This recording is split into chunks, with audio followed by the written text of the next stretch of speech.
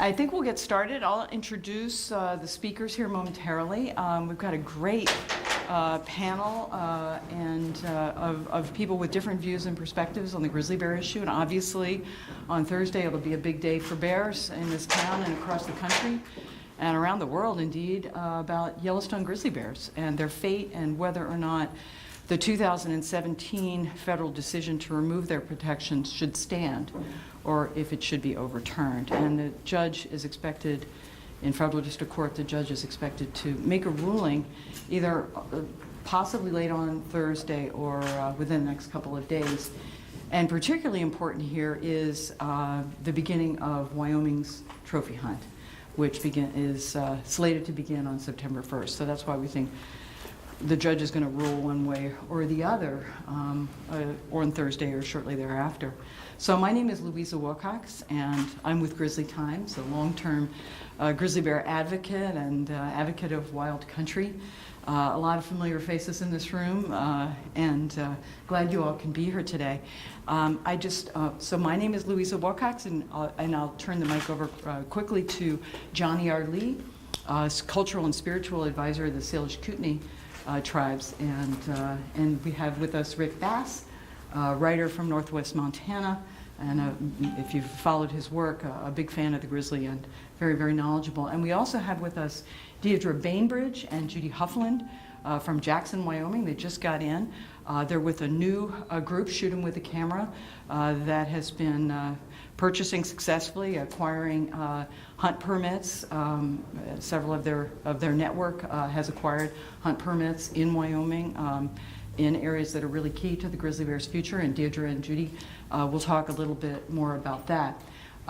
We're waiting on, trickling in, I think, soon, is my husband, Dr. David Mattson, who's down at the Roxy troubleshooting the program tonight and sort of audio-visual glitch. But he has been involved in grizzly bear research for decades, 35 years, grizzly bears and mountain lions. They're retired from the federal government and has strong views. And if you come to the program tonight at the Roxy at 5:30, you'll see David do a very classic David thing, a science guy thing, about this fabulous shared journey, epic journey of grizzly bears and bison and people, of course. So thank you all for coming. And without further ado, I think I'll just turn this over to Johnny R. Lee. Thank you, Johnny.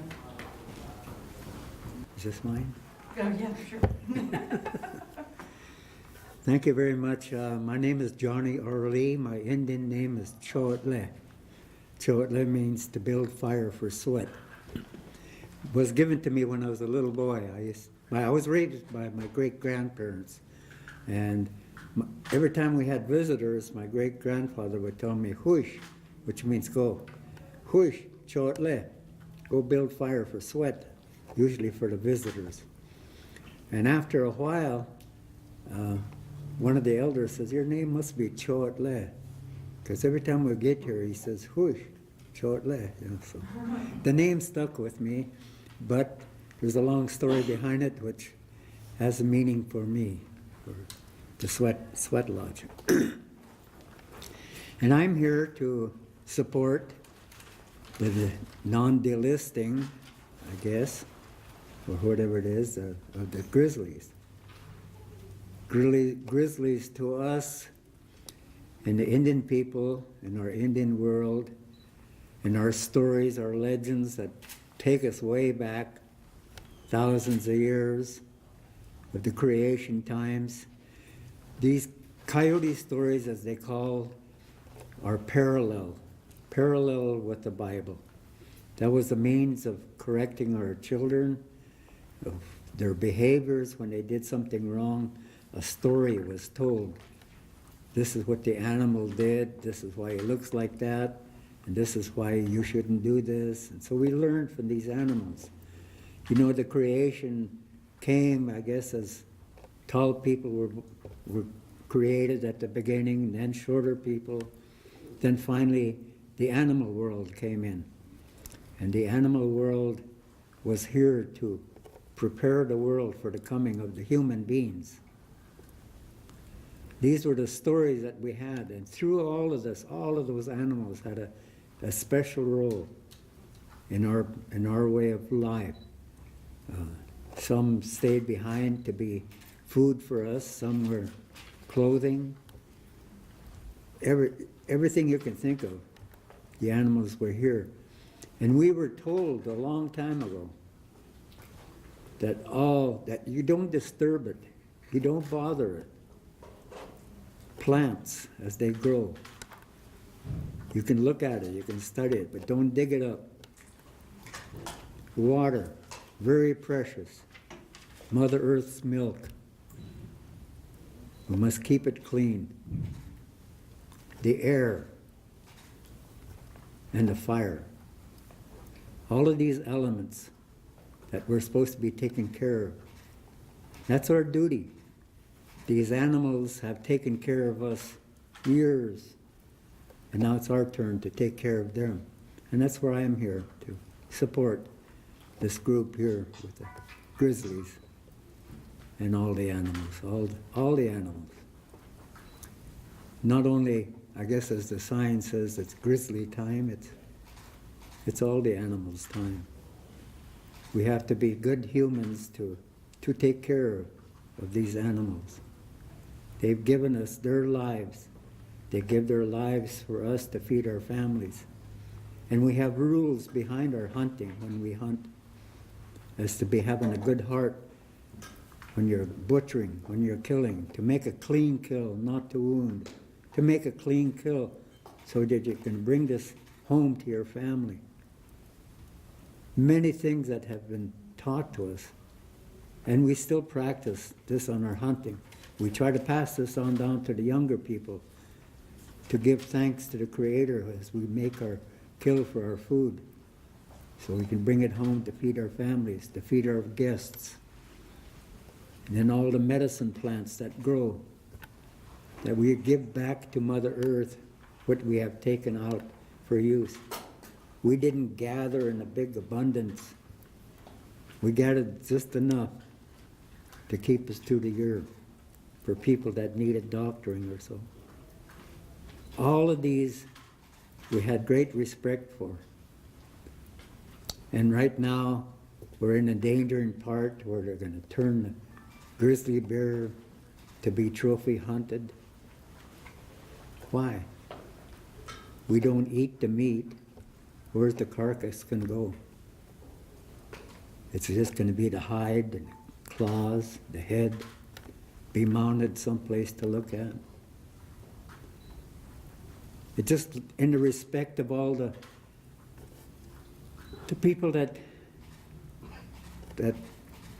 go out and take pictures and brag about things, going out on the fishing, get out there, snag a fish, and work at them for half an hour, bring them in, get a picture taken, turn them loose. When we caught a fish, it was to eat. We never threw back. And it's kind of crazy, you know, and I think what's really behind us is the dollars. The people want to make money on something, to kill the grizzly, endangering everybody. It's our fault that they're down below into our places. We're moving up higher into the mountains. We're logging roads all over the place. We're disturbing their home grounds. So they come down to lower grounds. And then they hurt somebody. Crazy world. We just need to leave things as is. We're living okay. We're doing okay. We don't need to brag. This is one thing that the people, Indian people, were told a long time ago. They were raised from a very small time. A baby in a womb was being sung to it all the time. When it was born, there was 2 elders that were appointed to give this child a name. And as it grew, they had the different teachers. Mama had to care till 10 years old. After 10, then uncles and aunties would get in, uncles, grandpas, dads, to help raise the child. 12 years old. 12 years old. Can you imagine this 12 years old? Your child, 12 years old, At 12 years old, they were considered adults at that time. You could leave the child at home to take care of the home. Can you do that today, you know? Or even to a 35-year-old person. So these things were taught to the young children of raising, to always speak the truth. To speak the truth. Never to lie. And you were taken for your word. You were taken for your word. If you said something, even if you had a dream of bad, something happening, you report it to the chief. He didn't say, "Oh, go on, you're just a little kid." They depended on all the dreams, the visions, to guide them. If they were on buffalo hunts. When we went to buffalo hunts, we had to hurry and get things done. When they were raised, the children were always told, hurry up, do this, do that. They weren't being mean to the children. They wanted them to learn to be fast. So when they got to the buffalo fields, they could cut meat fast to go, because we had enemy out there that would want to steal our horses, our women. So you had to learn things fast, and you spoke the truth. You never lied. The chief had the responsibility amongst all of his people to watch over them. His people, all of them, he'd say, "This is my children." He'd make decisions for when it was time.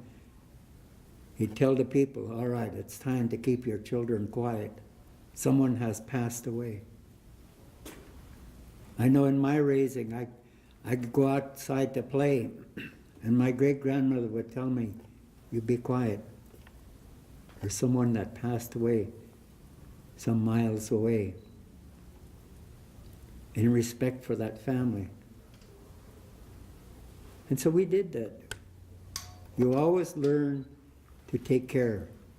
When you made your kill, like I say, we made offerings for it, to send it on its journey, for this animal that has given its life for us to feed our family.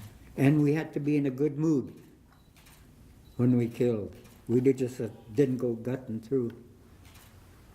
We took our time as to massage the animal that has been taken, to massage it down. So we're going to bring this home. If we had people that were with us hunting, they could take a part of this game. But once it came back into the lodge, it wasn't the man's no more. It was the woman's responsibility. The woman could do whatever she wanted with it. She could pass it out to everybody. But her responsibility too is to have a good mood while she's preparing the food. She didn't want to be grouchy and just throw all of this meanness and madness into the food, because you're going to feed your family. You're going to feed your guest. So it was always in good respect all the way through. The hides were used for moccasins, clothing. The brains were used in the tanning. The horns used for tools. The hooves used for ceremonial purposes. All of the parts of the animal were used in a good way. We never bragged. This is one thing that was told to the people. You never bragged. You never said, "I did this, I did that." It was for a person's responsibility that say out on the battlefield, you have a friend, a companion. It is his responsibility to tell on you. When we get back to the village, your friend will tell on you and say, "He did this, he touched this, he stole this from our enemy." There is one time in our ceremonies when he's allowed to talk, to speak, to tell on his deeds that he has done. there's a certain ceremony that goes, and they escort them out to in front of the tribe, and they sing the song. After that song is over, then he says, "Oh, go ahead," and he tells his story. I did this, I did that.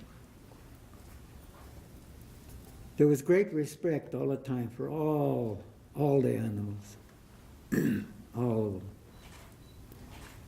I don't know which animals is going to be next on the list to be disturbed. And we need to protect all over the world. There's natives all around the world that speak in the same way I do, probably, on behalf of the animal. But I'm hoping the Creator will kind of help people out there in the outside world to understand a little bit of our brothers and sisters, of the water, the fresh water. When we take a drink of that water, we always give thanks. We bless ourselves, we cleanse ourselves. There's a nice story that goes behind that. It's a little long, so I won't get into that, but it's a wonderful story. So I just kind of overlay where I'm coming from, and I kind of want to leave the floor here, I guess, for questions. Is that what you want? I was going to maybe have comments from the other people. Okay, presenters, and we'll sounds good. Just relax any questions. Sure, Thank you, sure, Johnny. yeah. Thank you so much. So, next up, I think, is Doug Lafleur, who is a very interesting Missoulian with an amazing athletic background and also coming from a tradition of hunting, which is one of the issues in this case. So, thanks, Doug, for being here. Hi, I'm Doug Lafleur. Was a professional athlete throwing the javelin from Missoula, Montana, and grew up hunting and fishing since I was a little kid for food. Pretty much with Johnny coming before me, said a lot of things that I would probably just repeat. A lot of my feelings towards this has everything to do with our intention and the energy backing why we want to hunt or why we hunt, and those intentions backing how it nourishes us, how it's used with the earth, and our role in this, and how we share this beautiful planet with everything. So with this trophy hunt on the grizzly bears, I don't see it as a necessity thing. I do not see it as to feed our families or anything other than the fact that it's an ego-driven thing for domination over a species that deserves much better. And all of these efforts that we put in the last 40 years seem to be strictly monetarily on how the grizzly bears value for us to kill it or hunt it. And what about the love for the bear as another being that we're sharing this planet with? It seems more like we love what they offer us, and this goes back with what Johnny said about a lot of these animals, is we seem to love what they're offering us, the thrill of chasing them, hunting them, harvesting them for this, and not really having a deep-rooted respect for what they're offering us. And so for me, getting involved with this is hopefully we get enough people standing up with a high enough level of consciousness or awareness of all of the animals and the earth that we can share this and spread this and expand it so more and more people become aware of our ability to share this planet with these animals. Take a seat up front. So next I'll call upon Rick Bass, who's an old friend, author from Northwest Montana, well-versed in grizzly bear issues, and kind of embodies a point that a number of people, scientists like my husband, but others have been making, which is you can't recover individual populations like the Yellowstone, like the Cavity Yak, like the Selkirks, without a broader vision of the connected whole. And so Rick is coming from the Yak, the other side of this great region. So thanks, Rick.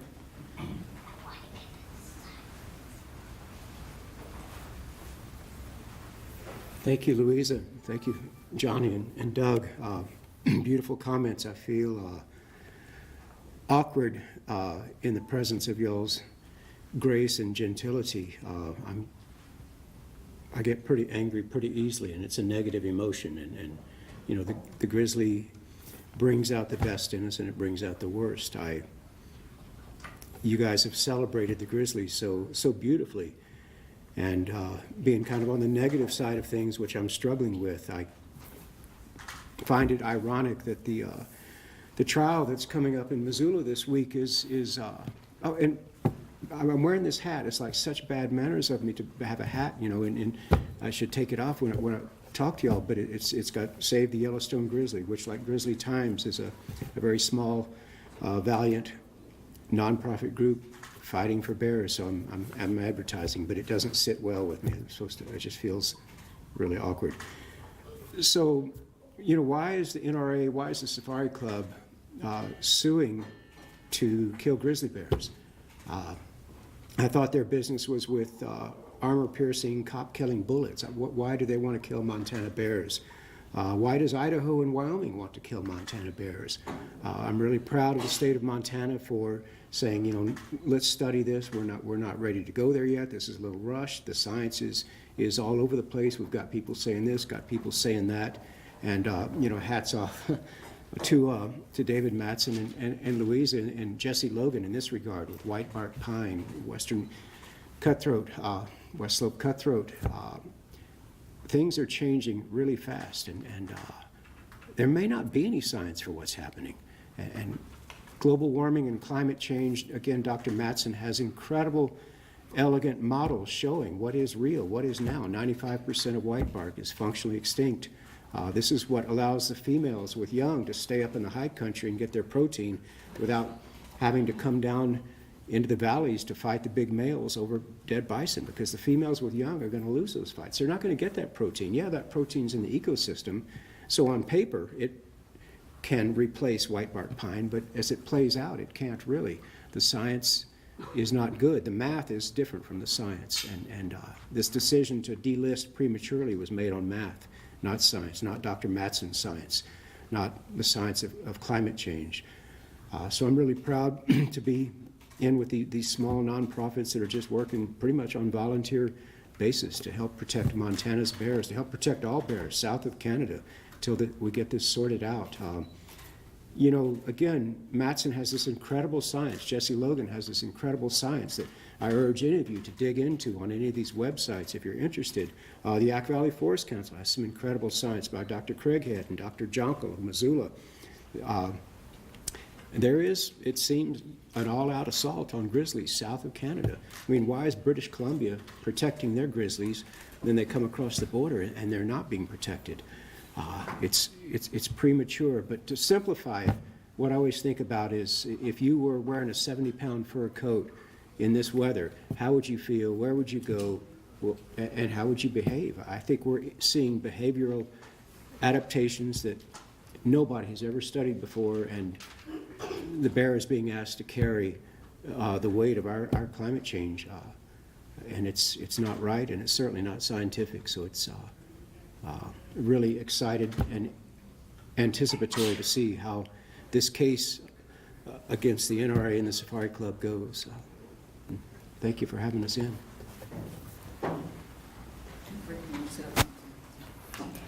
Thank you, Rick. And introduce next a dear friend, an old friend from the other side of the Yellowstone ecosystem in Wyoming, Deirdre Bainbridge. A little tiny snippet on Deirdre.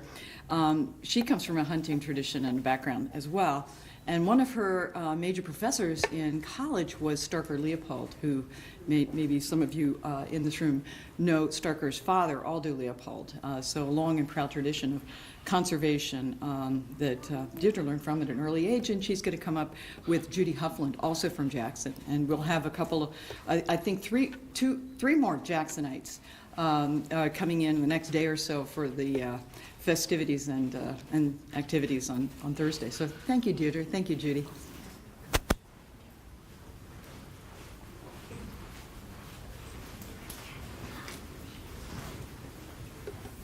Thanks, Louisa. Thanks, Louisa. So this is Deidre Bainbridge. I'm Judy Hoffman. In early July, a group of people who love bears got together, and we decided to brainstorm on what we could do to help protect the bears.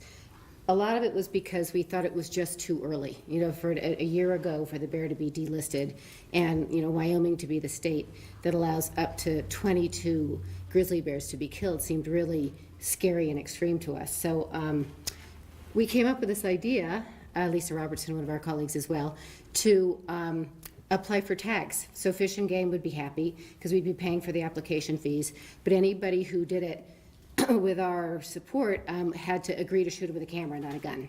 And it took off like wildfire. It was crazy, and it really signified to all of us that it's a minority. It's a really small minority of people who actually want to kill grizzly bears. We believe that the majority of people would rather drive through the parks, get the excitement and pleasure of seeing these beautiful animals, help tourism in all of the states where these beautiful bears are. And that started shooting with a camera. And we got a lot of esteemed people to sign up, a lot of not real, active non-hunters like Jane Goodall, and to sign up to agree to, support the economy, but not kill bears. Personally, for me, I got involved here because I fell in love with Grizzly Bear 399. To me, she is the ultimate mother. I can't believe what she's done so successfully to protect her kids. You guys should read about her if you don't know about her. So the thought of a bear like 399 or any of these beautiful bears, being killed for a trophy is, pretty devastating to all of us. So we're here, and what we're hoping is a real, high road, positive way to help protect the bears. And I'm also shooting with a camera, and I'm also a lawyer. So in 2009, when 399's cub 615 was shot by a hunter, it was at a time when the bear was not relisted yet. And so I advocated really, really hard for the hunter who shot 399 to be prosecuted, because I knew it was not an act of self-defense. I had run into her on the trail, and I knew that she ran away from people quite appropriately. And I hiked the trail where she was killed almost every day with my dog. So we succeeded in having the first self-defense in the state of Wyoming case tried against the shooter of 399's cub 615, but nothing happened. He was prosecuted, he was convicted, and the fine was $500. He had no loss of license, he paid no statutory fee, which for the death of a grizzly bear illegally shot is $25,000. And when I looked into how to prosecute that case, there is no law on how self-defense grizzly bear is defined. There is no law on what is the jury instruction for self-defense grizzly bear. So I know for a fact that there are not adequate regulatory mechanisms in place in Wyoming to protect the grizzly bear, and that the grizzly bear that is now in the area of Jackson Hole and in my yard in Area 78 has been illegally attracted there with the gut piles by Wyoming Game and Fish, hunting in areas that they should have reassessed and said, no, we can't hunt here because it's now in neighborhoods and it's going to attract the grizzly bear to neighborhoods. But instead of stopping and reassessing and continuing the elk reduction, they continued to hunt the bear in neighborhoods. The bear now is in neighborhoods, including one adjacent to Judy's home, and they're being killed because they've expanded. They've expanded so far that they're so far out of the park, they're overflowing from the park and they've expanded. No, they've actually been attracted to the wrong places by the wrong people who are not managing them to protect them. Thank you. Thank you, Peter. Thank you, Judy. So next up is my husband, back from technical glitches in the Roxy, David Mattson. One short little thing about listening to recently an interview, actually doing an interview and listening back to it, with Earth Justice's attorney, Tim Presso. And when I asked him sort of, so what's your view on delisting? And it was like the words could have come out of David's mouth. I mean, it was, so science on Thursday is really in court. It's the grizzly bear, the fate of the grizzly bear in court, but it's also science and scientific inquiry. So, thank you, Dave. So briefly, I guess I'd just like to emphasize why science is again a center of attention in court this time around. The analysis by the Fish and Wildlife Service has yet again failed in many ways and at many levels. Just as you might recall, the Fish and Wildlife Service tried to delist Yellowstone grizzly bears back in 2007. The courts overturned that, basically told the Fish and Wildlife Service that they had failed to adequately assess the consequences of losing whitebark pine. And whitebark pine was a major source of food for grizzly bears in the ecosystem. Well, as it turns out, this time around, yet again, the Fish and Wildlife Service has failed to adequately assess the consequences of losing whitebark pine. More specifically, the fact that by virtue of bears compensating for loss of whitebark pine, by eating more meat, we have ever more bears dying because of meat-related conflicts. For the first time ever, we have grizzly bears eating lots of meat from livestock. That's part of the compensation that's gone on. And as a result, they're dying in exponentially greater numbers because of those conflicts. Likewise, despite the fact that bears have always scavenged gut piles, we've seen an exponential increase in that behavior. And as a consequence, ever more bears, an exponentially greater number of bears, are dying because of conflicts with big game hunters. They seek out the areas where big game hunters have killed elk and thereby run into more of them and get shot in self-defense. So the Fish and Wildlife Service completely, utterly neglected to inquire into this dynamic that's been entrained that has resulted in record numbers of dead bears for the last 3 years. And it looks like this year as well, we're going to have a record number of deaths. We haven't had any increase in the population going back 15 years. And during the last couple of years, there's been the suggestion of a downturn. I suspect that that will become more accentuated in the future. So there is good reason to be concerned about the failure of the Fish and Wildlife Service to look at this unfolding dynamic. Just one other thing that I want to emphasize too, the recovery plan that dictated the terms under which Yellowstone grizzly bears are being delisted was last revised before 1993. So how many years is that? It's a lot of years. But the point is, you could make a book out of all of the relevant science that's been published since 1992. And none of that is codified in the recovery plan. Perhaps most importantly, the recovery plan says we can recover this population with 500 bears isolated. Just about all the research that's been done since 1992 has shown that that does not constitute recovery. That does not constitute viability, especially over the long term. We need several thousands of bears. And to achieve that goal, we need to have connectivity. And perhaps as much to the point, rather than us rolling our eyes and saying, can we ever have several thousands of grizzlies? Yes, indeed we can. There are ample prospects for having that many bears. It just takes deploying the tools we have in the toolbox to promote coexistence and a little more generosity on our part. So I won't say anything more than that other than to lay out those two facets of what's problematic on the science front that has brought us to court. Thank you. So I'll just open it up to questions for any of us up here. So fire away. Yeah. So Fish and Wildlife has said that they will likely propose delisting for the bears in the NCDE by the end of this year.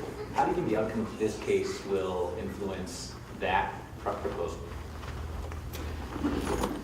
I can take that. I think it'll be a big bucket of cold water if the federal government loses this case in Yellowstone. They will have to reconfigure their thinking before they move forward. So that's the short answer. I don't know if any. The main stumbling block is going to be on the issue of what's called distinct population segments, and that the grizzly bears in the lower 48 were listed in toto as one unit. So the Fish and Wildlife Service has gone ahead and carved out Yellowstone to delist that segment. And the courts elsewhere have ruled that that was illegal in the case of wolves.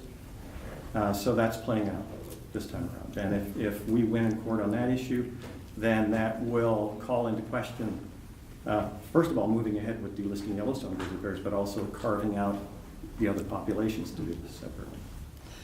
One of the things I'll add is Nick Arrivo is the attorney for the Humane Society of the United States, who was one of the lawyers involved in litigating this issue successfully on that involved ultimately the relisting of Great Lakes wolves, and he's arguing the case for Humane Society. So the issue is very much in play in Yellowstone with grizzly bears as well as wolves. Fish and Wildlife Service had a chance, by the way, to get it right. This was flagged for them a number of years ago, and they just said, we don't like what the lower court did on the Great Lakes wolf, and we're just going to move ahead. And then they lost the case to the Humane Society on appeal. So they've got this ruling that should hit the pause button, but hasn't yet. A question. Connectivity, all four populations, subpopulations, essentially functionally isolated. 4 bears in 50 years have gone from the yak into the cabinet, or the cabinets into the yak. Across a half-mile corridor, there's not enough bears to create a territorial imperative to disperse. NCDE, Yellowstone, they're still isolated. Why? Where's the science that says the way to enhance connectivity and dispersal is to shoot any bear that comes out of the park? That's what we're asking for, and then we're going to kill them when they do it? Yeah. Any other questions?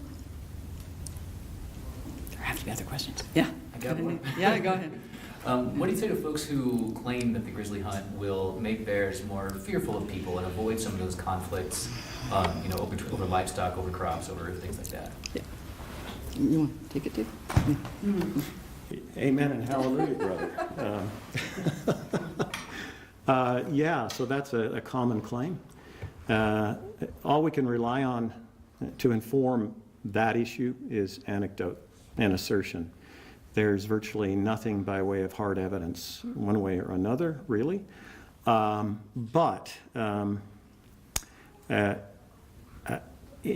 people have often said, as I say, if you've got animals that are relatively solitary, how can other animals learn from one of their kin being killed when it's 20 or 30 miles away? And even if somehow we could instill fear in the bears that survived, think about a dog that is afraid of us, as opposed to one that is calm and well disposed towards us. I would much rather be near a dog or around a dog that was unafraid and calm in terms of my own safety, as opposed to a fearful dog. I mean, it may be that a fearful dog or a fearful bear would stay away from us, but given the inevitable encounters, the outcomes will be worse. I think that's just a fundamental of animal behavior. Anyway, I won't go any further other than maybe as far as that. Yeah, go ahead, David. Yeah, I think, yeah, sure. Well, I think from the point of view of, let's just talk about killing a bear and what's the legal deterrence. We have so many bears that are shot by hunters every year, whether we want to say it's legal or not. There aren't any laws that define how legal it is. And these bears that are killed, this year we already have 4 sows with cubs that were killed, I think in all of them in Wyoming, but at least 3. And so we're already above any kind of limit. And those bears are being shot by people regularly every year. Every year hunters are shooting bears, and in large numbers, over 50. So let's talk about the reality of that. Have those bears been scared away from hunters? No. They're still around, they're still hyperphagic, and they're still going to be around hunters. So shooting them to make them afraid of people is obviously not happening. They're shooting them all the time. So that's just a stupid story. Well, and just to be clear, it's big game hunters pursuing elk for the most part. Right. It's the ungulate hunters. relieve gut piles. Yeah. In terms of can you elaborate more on the food depletion issue and if there's any scientific studies of what they're eating and how they're compensating and how that's having an effect on their long-term viability? Well, there's unambiguous evidence that with loss of 70% of all the cone-producing whitebark pine in the ecosystem in a short 10-year period, loss of functionally the extirpation of cutthroat trout as a food, that there is unambiguous evidence that they are eating more meat. And this is at the same time that we've seen fairly dramatic declines in numbers of elk in the Yellowstone ecosystem. Elk herds are over objective just about everywhere else, but in Yellowstone we've seen a fairly substantial decline. So at the same time that bears are relying all the more on meat, there's less of the native meat on the hoof. Hence this, and the trends in numbers of bears dying because of conflicts over livestock encounters with big game hunters is also unambiguous. The one other food they're turning to, the other remaining of what I call the big four foods, is army cutworm moths. We have an X number of sites up in the alpine. It's remained fairly static over time. And then you look at the number of bears on those sites, and it's puttered along, and all of a sudden we've seen a spike. So I don't doubt that bears are going to moths as well. And by contrast, that is actually a fairly safe food because that is in some of the most remote parts of the ecosystem. Right. But nonetheless, this turn to meat has resulted in a fairly dramatic increase in total mortality of bears, and this, what looks like an incipient downward trend to the population, and because of lag effects in terms of recruitment of young and so forth, you don't see an immediate registration of that kind of mortality in terms of bear numbers that usually plays out over a 10-year period after that. Yeah. Deirdre and Judy, I have heard that one of your group has won one of the Wyoming hunt permits. Is that either of you, and what do you intend to do with it? So our group applied for tags in the area 1 to 6, which is the area most immediately in the surround of Grand Teton and Yellowstone National Park. And 10 tags were issued for that area 1 to 6, and our group actually did succeed in winning 2 of those tags. So one of the winners is Tom Mangelson, who is a very well-known wildlife photographer and has made our bear 399 famous, and her cub 615, who I cared about. And the other one is a woman named Kelly Mayer, and she's number 2. So if actually there is a hunt, which we pray there isn't, Kelly will most likely go out and she will shoot with a camera. And so will Tom Mangelson. So we will have 20 of the 60 days that one could potentially be trophy hunting the bear in our region. We will have 1/3 of those days with hunters who are shooting them with a camera, not a gun. What did that cost? Because they were both residents and magically of Teton County, Wyoming, $603 each. Yes. One thing I will say is, though, that did make us, as non-consumptive users of wildlife or participants in wildlife management, consumptive, because we have tags. Our group's friends or associates who now have hunting tags have the tags. And anybody with a hunting tag can go out and decide to shoot or not. They can decide that the game is too far away, it's not the right size, it's not the right sex, it's not the right age, and not shoot. So any hunter has the right to shoot or not. So we are consumptive users now, which I am saying gives us more of a seat at the table on what we have to say about Wyoming wildlife and how this should be managed. And I would very much oppose any attempt to strip us of that right to purchase these tags again. Thank you, Deirdre. Questions? I have one more question regarding other ways that the bear could potentially be relocated, and if the states are doing anything to help spread those genes around. And sometimes the glacier bears would be, there was a problem bear in Glacier, it was moved over to the Yaak Range, over the Yaak area. when I was in school years ago at the University of Montana. So is there anything that is happening to help this fragmentation issue, habitat fragmentation? Yeah, I mean, the states will say nice things about connectivity and the bigger picture, but one of the really important issues that one of the attorneys is litigating is the fact that post-delisting, the states don't have authority over habitat. They have nothing to say to the Forest Service, public lands managers. And so if you have a species that has huge home ranges and has significant habitat requirements, and yet the states who are now in charge don't have real authority to make the Forest Service do the right thing, then what's the hope? So the words are nice, but it's a hollow promise on the part of the states. And I would say that Montana has gone a little further than Wyoming or Idaho by, at least more embracing the idea of connectivity than either Wyoming or Idaho. And Montana's done something else. I mean, Montana, because there are populations in Glacier and shared Yellowstone population, Montana works a lot along the Rocky Mountain front, east of Glacier, on coexistence. They work a lot on making the world a friendlier place in communities surrounding the parks. And Johnny Arlee and I were visiting about the tribes are working a lot, the Salish Kootenai and the Blackfeet. There's a lot of effort going on. So the question that some of us have is, why aren't we harvesting the lessons of coexistence and spreading them out to places like the Upper Green River in Wyoming, which is a big mortality sink right now near Pinedale, which needs some help with the livestock conflicts. Why aren't we spreading the lessons of farmers and ranchers and other people coexisting instead of just saying we're going to turn it over to the states so they can have a hunt?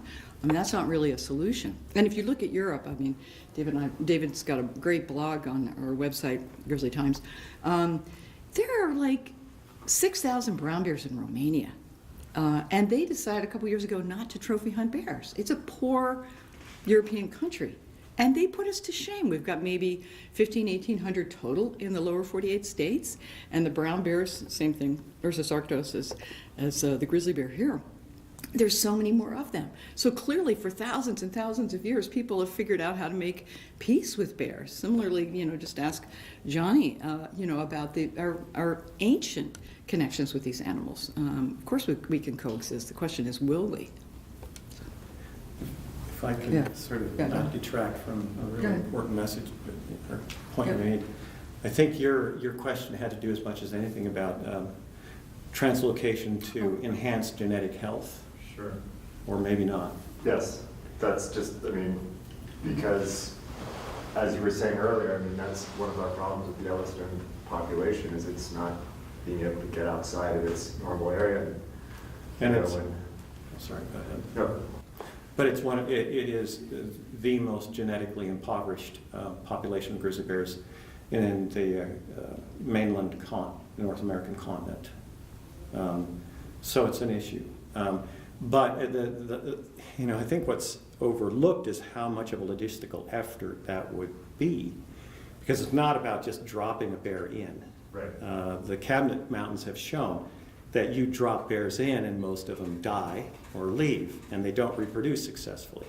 So the rate of success for translocated bears is actually quite low.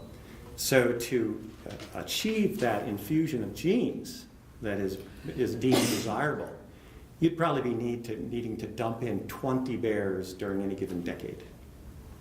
That's a lot of bears coming from some place and a lot of expense. And if you read the Montana Grizzly Bear Management Plan, the Wyoming Grizzly Bear Management Plan, they are wringing their hands saying, we don't have nearly enough money to implement grizzly bear management. And we will never get the money we need from selling hunting licenses. So it begs a question, where are the states going to get this money, even if that were a feasible operation to undertake? The science of it is incredibly inefficient.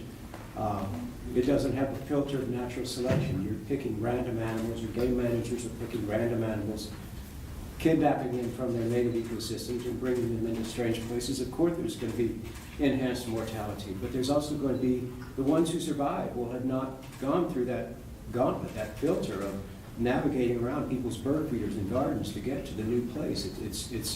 It's sloppy, it's inefficient, it's bad science, and it's not the way we want to do things in Montana ethically. I mean, a grizzly bear is not a trout from a fishery. A grizzly bear is something that covers great distances through great hardships and finds a place where it wants to live because it loves it there. And that's why we're defending them so hard. And you know, shame on Idaho and Wyoming for not, but we're leading the way in Montana. They're not ready to be delisted. Yeah, right. Mr. Arlee, the chairman of the Salish Kootenai tribes at the last IGBC meeting noted that his father killed a grizzly bear, and he was wondering what had happened to the hide. Can you tell us a little more about the community's traditions of dealing with bears, what they did with them, how they dealt with bears that were threatening or were otherwise imposing on you?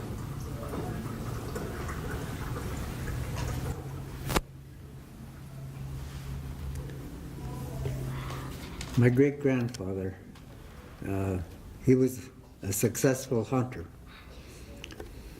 And one time he was hunting near the reservation line on horseback, and he was coming back down the hill to camp.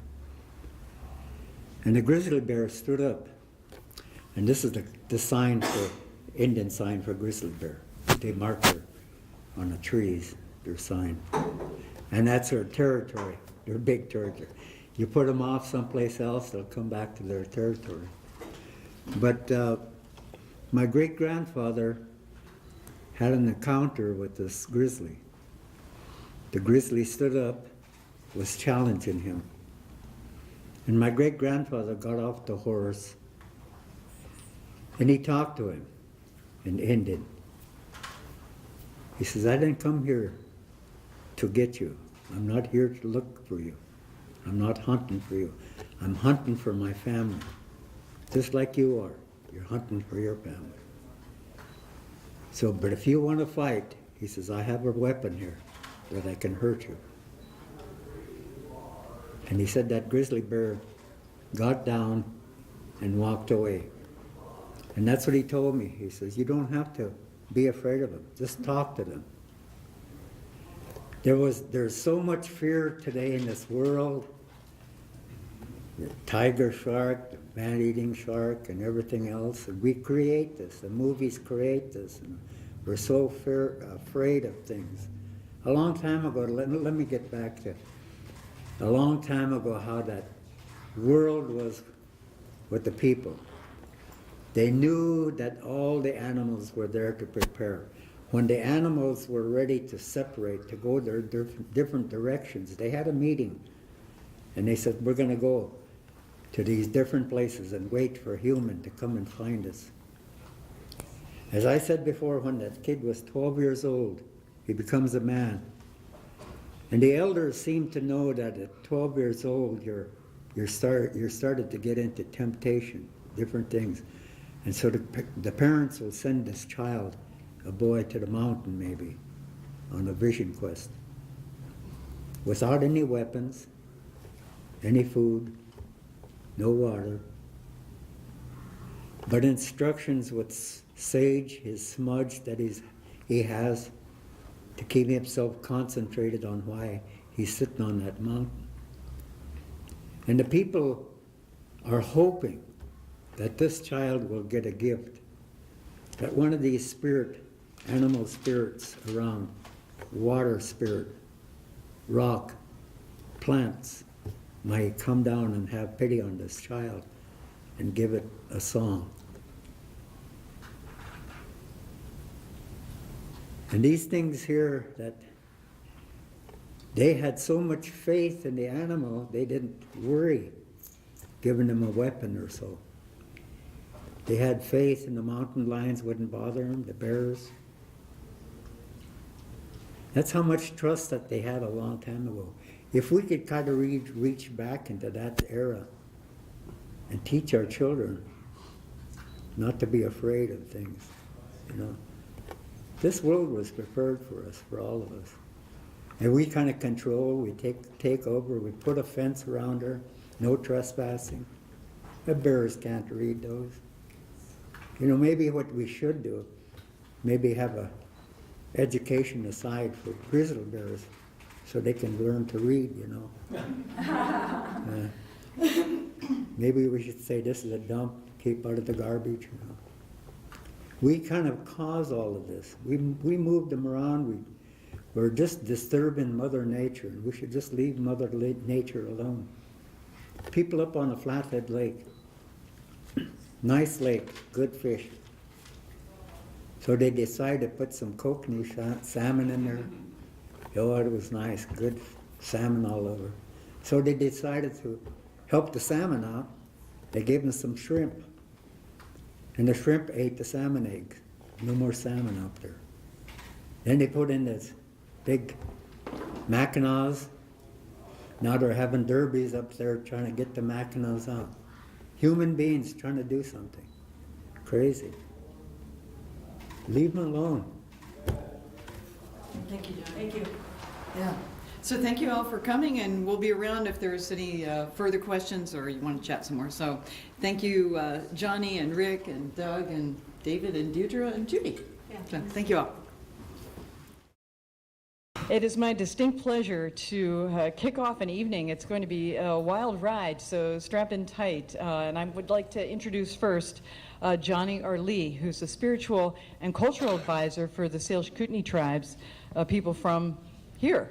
And he not just works on and thinks about our relationship to nature, but he's also involved in endangered languages, his own, and trying to help educate young people about speaking Salish and what it means and the cultural connections. So delighted to have Johnny here with us to share a few remarks at the beginning. And then Dr. David Mattson, who is my husband, has more experience than most anyone in terms of field work, really looking at what bears and also mountain lions do in the wild and just wild nature generally. He did a share of involved in collaring and following, and mostly following, but he's really thought deeply, and he has positions with MIT and Yale and Northern Arizona University. And he's not just a science guy, cost science guy. He's actually got a background in the policy sciences, which he teaches as well. So if you hear a science guy talking about the importance of what goes on between your ears, it's because David actually thinks about such things. So without further ado, Johnny Arlee. Thank you.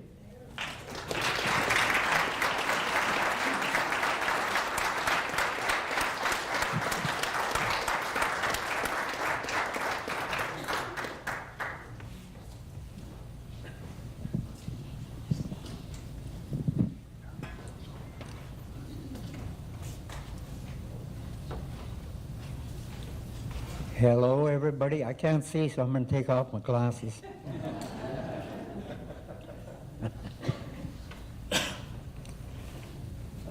It's a pleasure and an honor to be here. Be here on behalf of my brother, the grizzly, and all the other animals. To start off with, I'd like to say a little prayer for all the animal world out there, that some we squash, some we slap, you know. But they all have a spirit. They all have a gift. So we'll ask the Creator for blessing for all of us here, for understanding.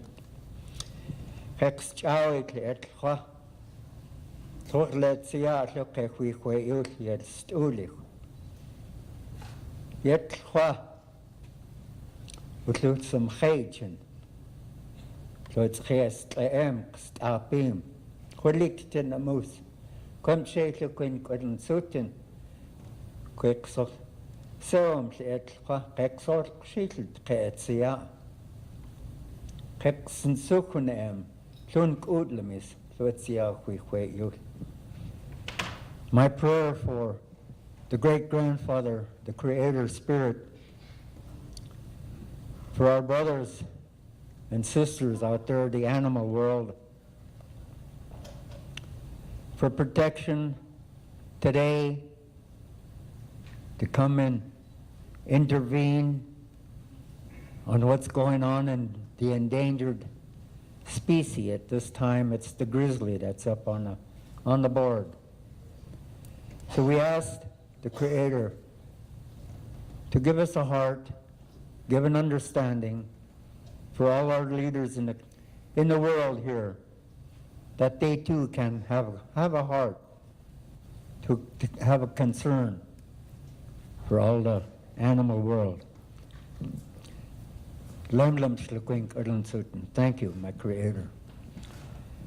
Tonight, it's kind of difficult in a way to talk about cultural things of Indian people on their connecting lives with the animal world. It goes back way, way back from the legends and the stories that we received from our elders, the stories that was passed down from their elders. And it goes on to this generation as we pass it on, the stories. You're always taught to listen, to never interfere. When someone speaks, you listen until you have a break in there to say your comments. In this world today, we're all kind of confused. We're scared of animals. We're afraid to go out in the woods. But a long time ago, there was trust. In the first creation of world, it was destroyed. Then the flood came, destruction. Then the Creator created animal world and instructed all the animals that they had a purpose to do, to prepare the world for the coming of the human beings. And when time came when human being was to come into the world, the animals all had their meeting. And they said they were going to go to different places and wait for a human being to find them, that they had something to give them. So our human beings that came into the world were taught through visions, taught of medicine, the plants that grow, how to use these medicines to heal, the berries that we picked, the fish that swam, the clean water that we have, the rock spirits, the tree spirits, the birds, and the fresh air, everything. We had the four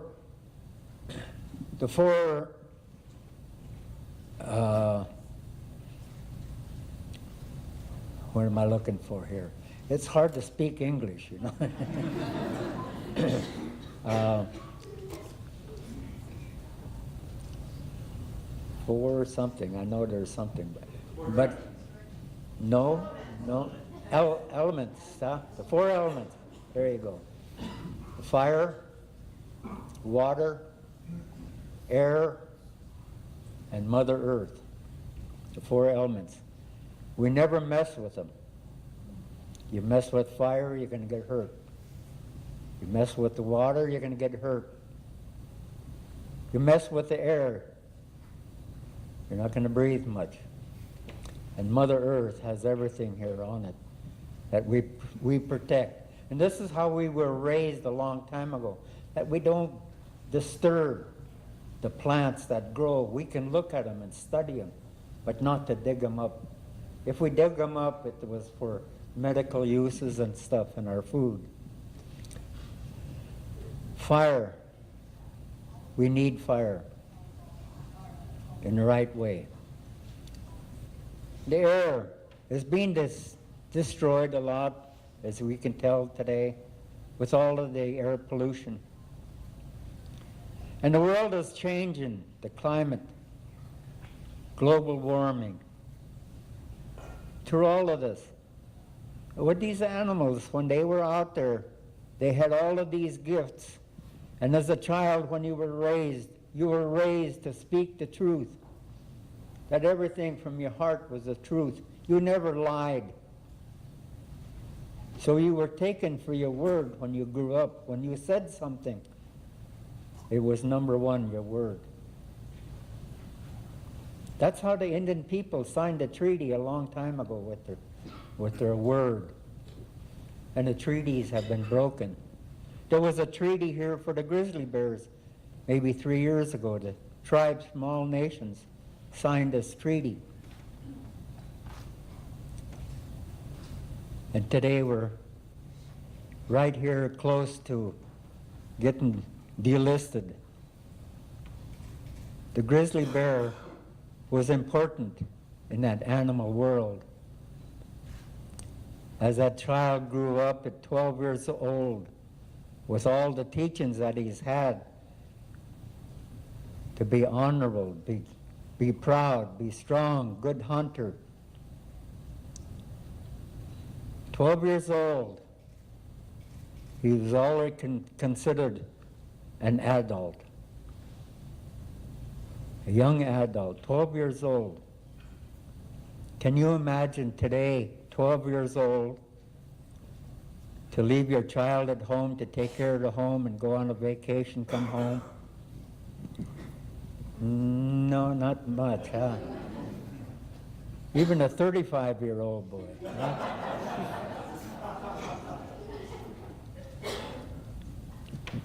So the teachings a long time ago were very strict for the native people, their beliefs to respect everything.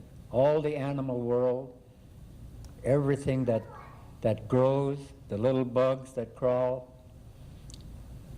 We teach our children, don't play with them. You can look at them, go. You can look at them, don't bother them. And they learn, they remember this. And we need to reteach all of our people to have that heart for our brothers.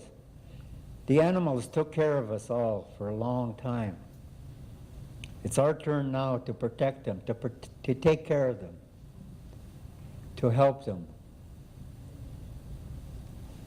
And this is the world that we're in today, at this final stages of decision from the judge. I hope his word is do not disturb. And this is what I'm supporting here as a cultural person, native person, and we're on a disabled list here too. We're very few of the cultural people. And we need this to keep surviving, to share with everybody, to learn. And I think at this time, I'd like to really turn it over to David. He's done a lot of this study with the grizzly bear, the other animals. He was raised in the Black Hills with the Sioux people there, so he knows the heart of the Indian people. So I'd like to introduce Dr. Dave Mattson, please.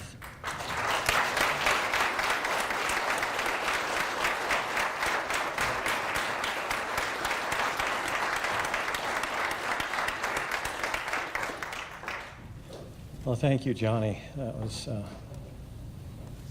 was great. So I'm a firm believer that all of us humans are creatures of story. And I don't think I'm any different as a scientist. I think we scientists tell stories. And so that's what I'm going to try to do here tonight. Hopefully in an engaging way. Unfortunately, there's going to be a lot of science geeky kind of stuff, but I hope not in a way that's tedious. And it's about two species that have long fascinated me, bison and grizzly bears. I first became acquainted with the two in relationship with each other in the Yellowstone ecosystem back in 1979, when I first started doing fieldwork studying grizzly bears. And it's taken literally decades for this talk to gestate. to take the form that you're going to see tonight, sharing what it is I think I know about these two species and their long history together in all places on Earth that they have occupied together, going back into the ice ages. So before I go any further, though, I would like to acknowledge the sponsors of tonight's event, Grizzly Times and the International Wildlife Film Festival. But as is my wont, I'm going to try to cover a lot of ground. I'm going to lay out a lot of threads, and I'm going to try to weave them back together into a kind of a coherent fabric. But given the amount of ground I'm going to try to cover, it probably behooves me to lay out a bit of a roadmap so you can anticipate where I'm heading. But starting out with sort of this foundational notion that bison is a lot of things, but amongst those things, it's bear food. And much of what we know about that is based on studies we've done in Yellowstone, which is the only place where we still have bison and grizzly bears together. Thence, I'm going to start on a journey through history, back in the ice ages, tracing the places and the times where bison and grizzlies shared space. Then into the Holocene, our current warm epoch, thence into the Anthropocene, what some people call the Anthropocene, an era that started a couple of centuries ago with the dominance of Earth's ecosystems by humans.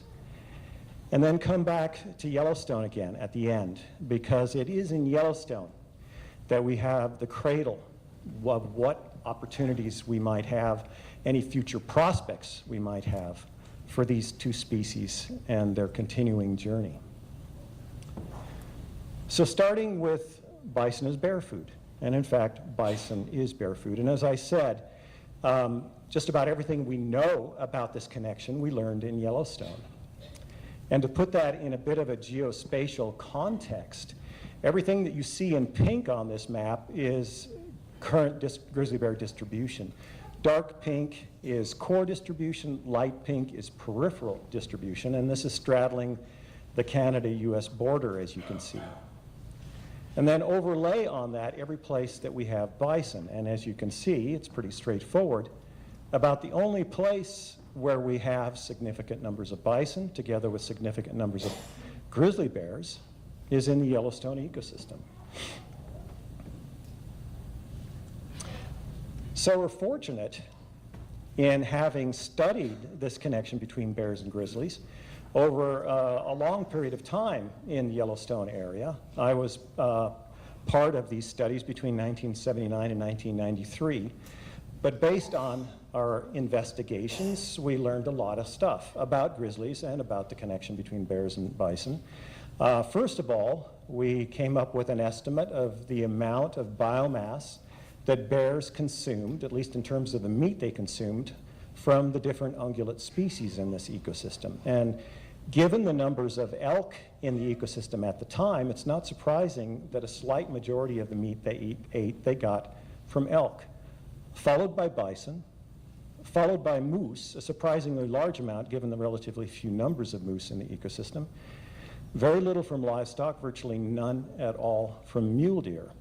Now, the point to be made here, just on the basis of these simple numbers, is that grizzly bears obtained a disproportionate amount of meat from bison relative to the numbers of bison in the ecosystem at that time. So that alone flags bison as a potentially important source of food for bears. As to how grizzlies got meat from these various species, looking at the percent they obtained by predation, similar percentages from elk and moose, near half from outright predation. But in contrast to that, when we look at the bovines, bison and cattle, virtually none at all. And so by subtraction, then most of the meat they ate from bison they got by scavenging. And that's because grizzly bears aren't dumb. Bison are truly formidable prey. They're large, they're well armed, they're aggressive, Moreover, they live in open habitats that complicates the ambush predation that grizzly bears tend to favor. And they live in herds and engage in collective defense, not only of themselves, but of their calves. So, grizzly bears then need to basically wait until bison tip over dead, and they tip over dead for all sorts of reasons. They tip over dead from starvation and disease during the winter, available as carrion then on winter ranges the following spring. They die from birthing complications during April and during May. For bulls, they die from rut-related injuries starting in August, and increasingly there's carrion from wolf kills. So the focus here is on scavenging, carrion, and it turns out that most of what bears eat and ate, they obtained as carrion on winter ranges. So the focus then is on winter ranges, and here you're looking at a map of elk and bison ranges, winter ranges, in the Yellowstone ecosystem. The dusky green are elk winter ranges. Red are bison winter ranges, and some of those areas also hosted or supported a significant number of elk. But with those winter ranges in mind then, we went in, and in all of the areas delineated by dashed yellow lines, we established transects that we visited repeatedly during a given year, year after year. And based on that fairly in-depth inquiry into what bears were doing on winter ranges, we learned a lot.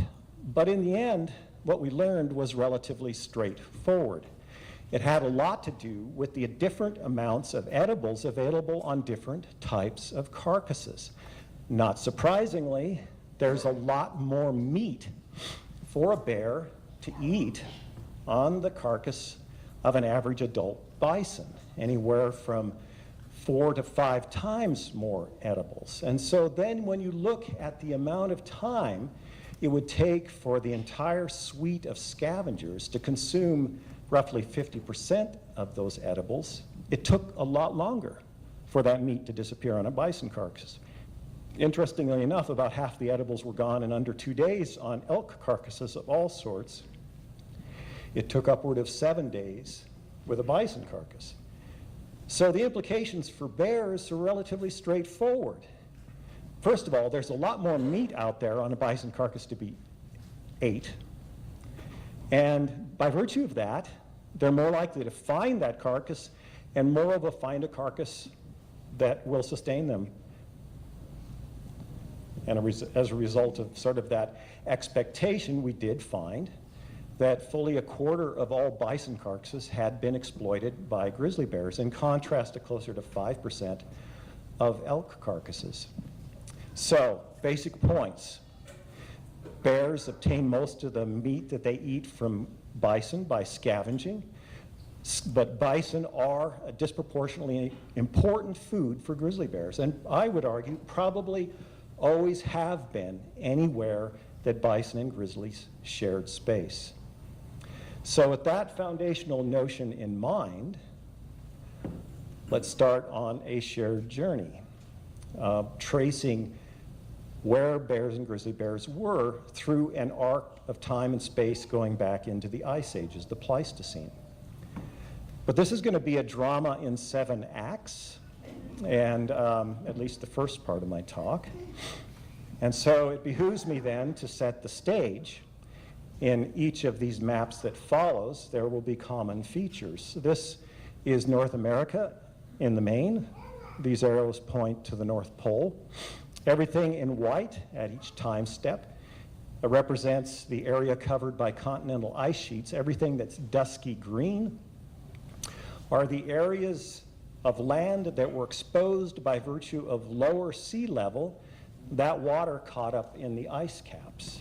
And one of the featured land masses will be Beringia, which is the landmass that was exposed during the ice ages by the lower sea level, connecting Eurasia to North America in one supercontinent, differentiating western from eastern Beringia, because eastern Beringia was always a more productive environment, at least for animals like grizzly bears and bison, but also differentiating shrub tundra from steppe or polar tundra.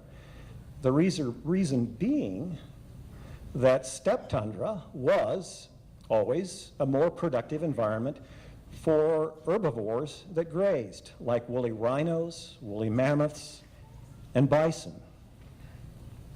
By contrast, shrub tundra is an incredibly unproductive environment for a grazer, but parenthetically, just fine habitat for a species like a grizzly bear that can subsist on the berries produced by shrubs. Turning to the cast, bison for sure. All the different morphotypes that we had at one time on North America, ranging from the truly enormous bison latifrons furthest to the left, a 6-foot span of horns, to our relatively dwarfish modern-day bison furthest to the right, and in the middle, the ancestor of them all, steppe bison, Bison priscus.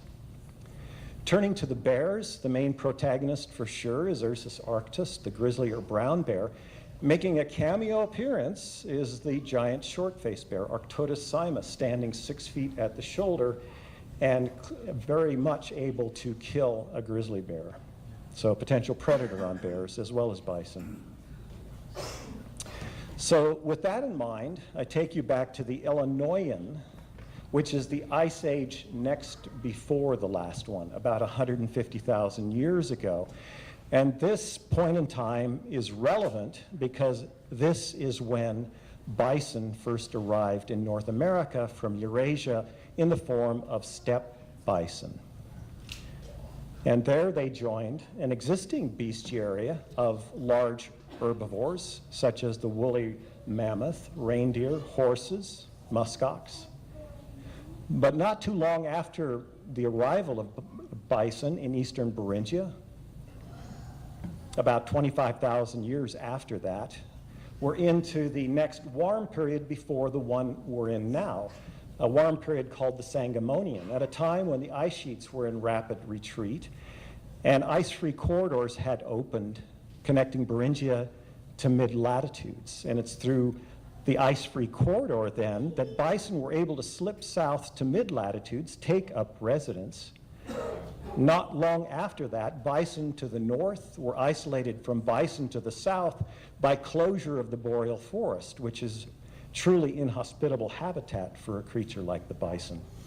But by virtue of that isolation to the south, steppe bison were able to evolve into the giant bison latifrons, which coexisted with yet another bestiary of truly large herbivores to the south. Columbian mammoths, mastodonts, camels, horses again, and a truly strange animal called stag deer or cervalces. So let's fast forward again through several millennia into the last ice age, the Wisconsinan, to about 70 to 55,000 years ago. And this point in time matters because it's when grizzly bears first arrived. Comprised of 3 different genetic lineages, clades 2, 3, and 4, you can think of a clade as roughly approximating a subspecies. Now, it was during this early part of the last ice age that we had these fleeting ephemeral ice-free corridors open up between the Cordilleran ice sheet to the west, the Laurentide ice sheet to the east. But it was during one of these episodes that grizzly bears were able to slip south to mid-latitudes and take up residence, but representing only one genetic lineage, clade 4. And shortly after those grizzly bears arrived, the door literally and figuratively slammed shut during the last glacial maximum, isolating grizzlies to the north from grizzlies to the south. But then around that time, something interesting happened. Grizzly bears in Beringia, in eastern Beringia, went extinct. At the same time that we had a burgeoning of giant short-faced bear populations. And there have been more than a few people have speculated that the demise of grizzlies was linked to not only competition from giant short-faced bears, but also to outright predation. But the grizzlies to the south didn't have it easy. They were trying to find a niche in the midst of a truly formidable bestiary of large carnivores, here represented pretty much in toto in this picture. You had, again, the giant short-faced bear. You had a different species of short-faced bear. You had the Florida cave bear. You had the dire wolf. When we look at the cats, we had our version of the lion. We had the dirk-toothed cat. We had the saber-toothed cat. We even had our version of a cheetah. And the largest of these carnivores could definitely have killed a grizzly bear. So I envision grizzlies as leading a relatively furtive existence on the edges during the middle of the ice ages. And of course, all of these large carnivores, to some extent, were subsisting on meat from the large herbivores. So we're sprinting through the millennia here, leaving the Ice Age behind, entering into our current warm epoch, the Holocene, about 13,000 years ago. By 11,500 years ago, again, the ice sheets were in rapid retreat.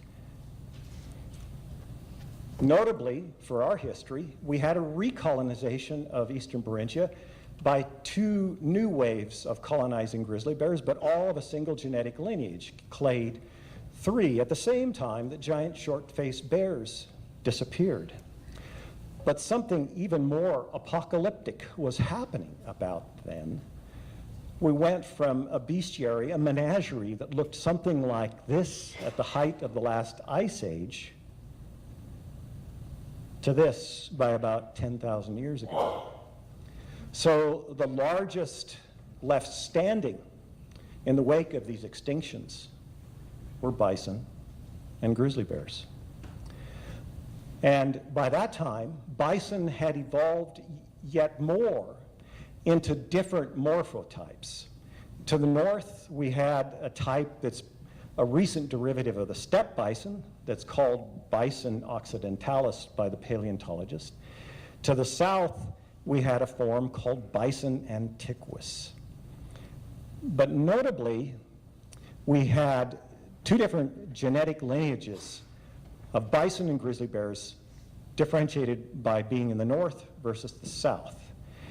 And as the ice sheets melted and an ice-free corridor opened up, as you would expect, the bison and grizzlies from the north moved south, the bison and grizzlies from the south moved north, and they met and mixed in what is now central Alberta. But importantly, the bison and grizzlies from the north never got any further south.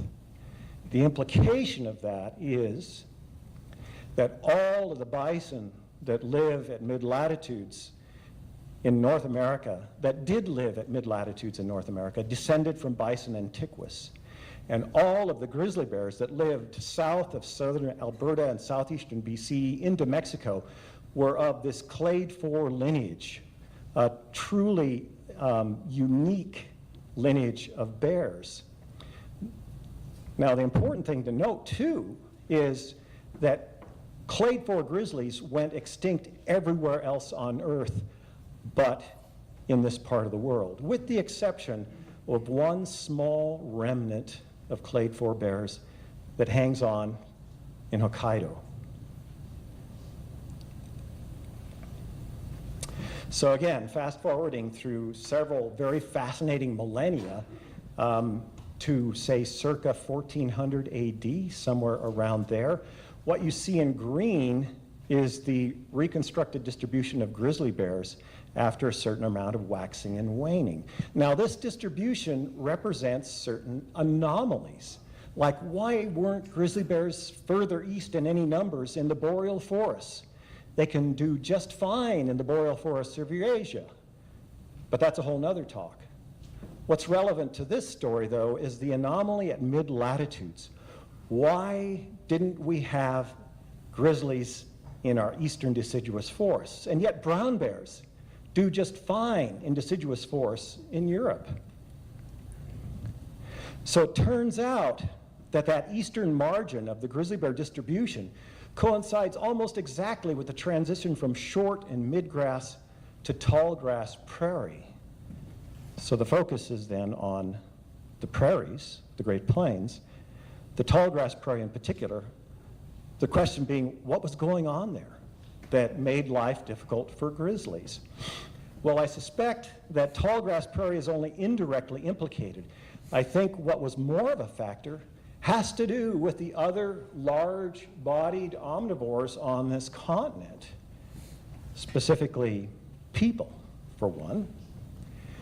Humans have always existed at their highest densities at mid-latitudes in the eastern deciduous forests.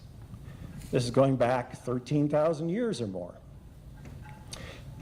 And humans were not only learning from bears, but they were competing for shared foods. And humans were meting out a certain amount of mortality in defense of life and property, if you will, and for other reasons. But also, notably, it's in the eastern deciduous forests that densities of black bears have always been highest. So here again, you have another competitor for shared foods to the east. Now, what would have intensified this competition is where the shared foods were concentrated, which was along these west to east trending river corridors.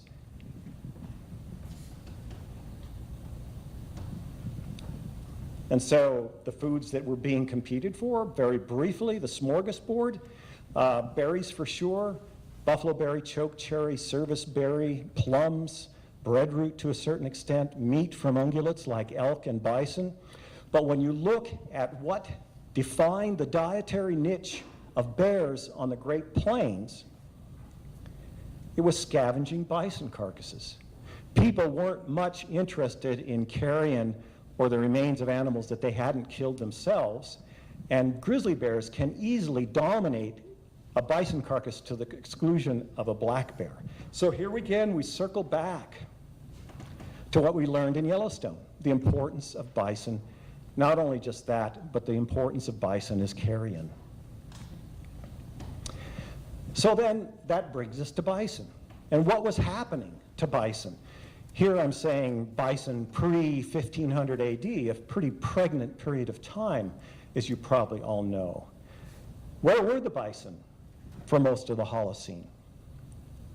And here I've recast the physical environment from biomes of the Great Plains to just simply areas where we had an abundance of tall and short and mid grasses.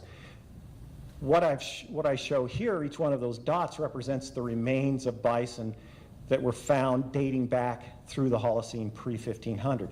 Not surprisingly, there's a striking correlation between where bison lived and where there was grass. Notice the dearth of locations from eastern North America. Now, it was different going back into the Pleistocene. We're talking about the Holocene here. And so we can generalize that distribution to look like this in the main, and within that core bison distribution. And we can then overlay on that where we had grizzly bears, so we have a joint distribution. And I would argue that everywhere within that area of overlap, bison was an important source of food for grizzlies, if not a critical and defining food for grizzlies.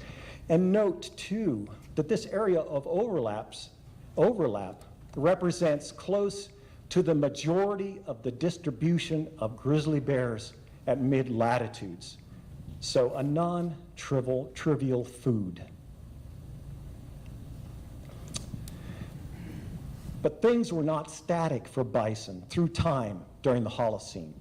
The height of these bars just show the abundance of different herbivores going back through time, starting at the right, at the present, back 14,000 years farthest left. The dark brown shows the relative abundance of bison during that time period. Orange shows the relative abundance of other mega herbivores, which were rapidly going extinct, pretty much gone by about 9,000 years ago. Now, you would expect, with all of those competitors for shared forage having disappeared, that you would have an explosion of bison numbers, but you didn't, not until about 3,000 years ago.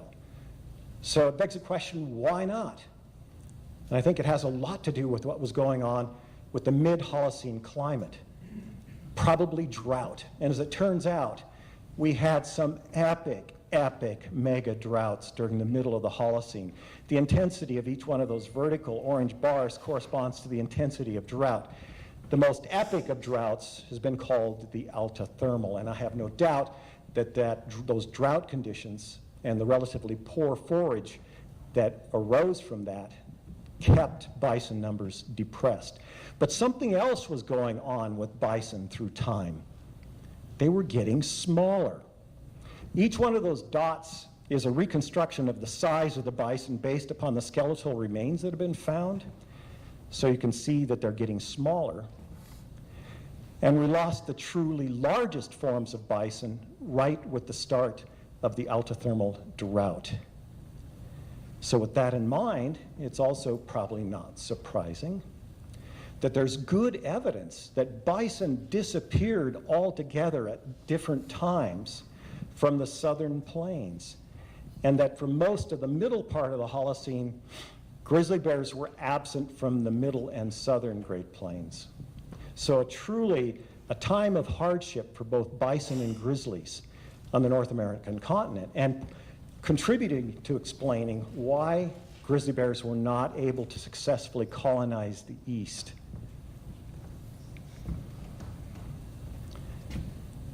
So one final thing going on of relevance to understanding what was happening to bison, what was happening to grizzly bears. And it has to do with something fairly arcane.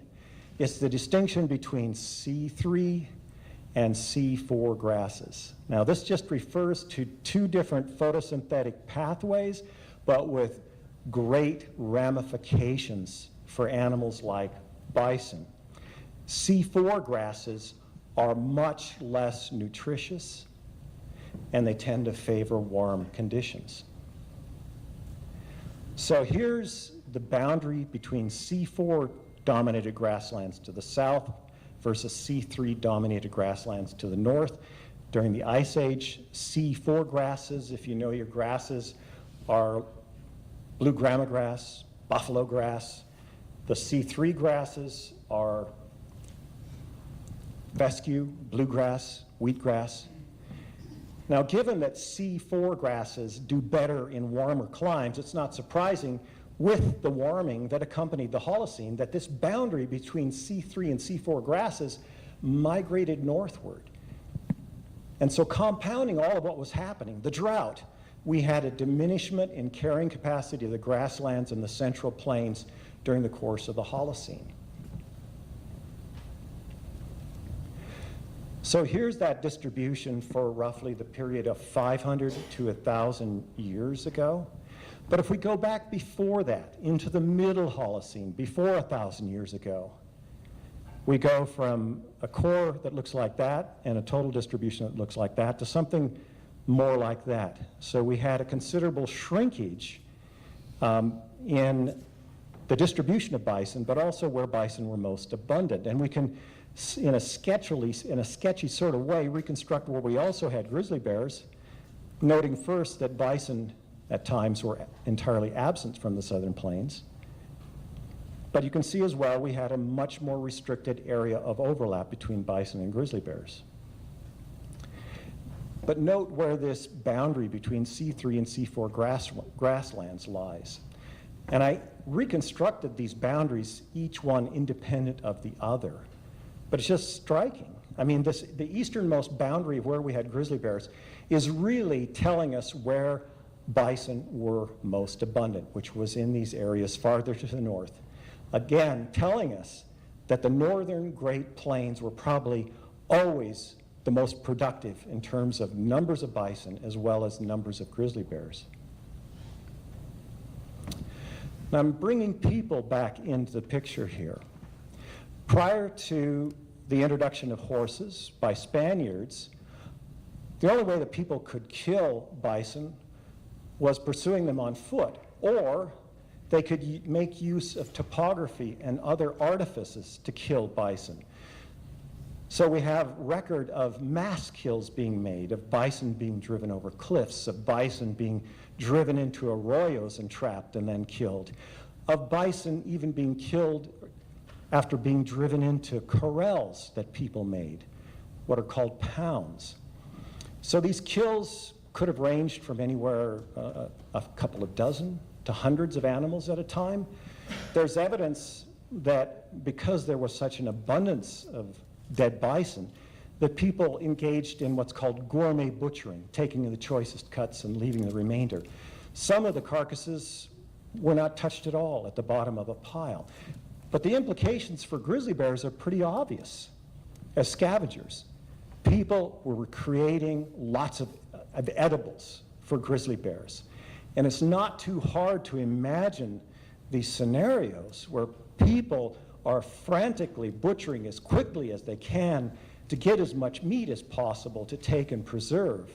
At the same time that grizzlies are circling around the edges, this negotiation of time and space happening. And I have no doubt that there were occasions when grizzly bears had the upper hand.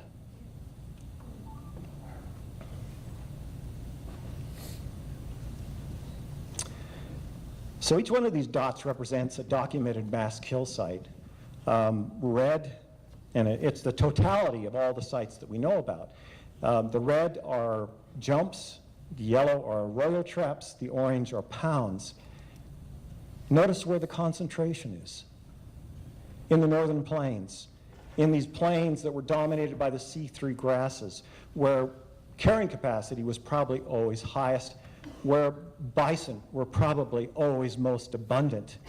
And notice again the coincidence between the easternmost distribution of grizzly bears and the easternmost distribution of these mass kill sites. So I don't think there's any coincidence there.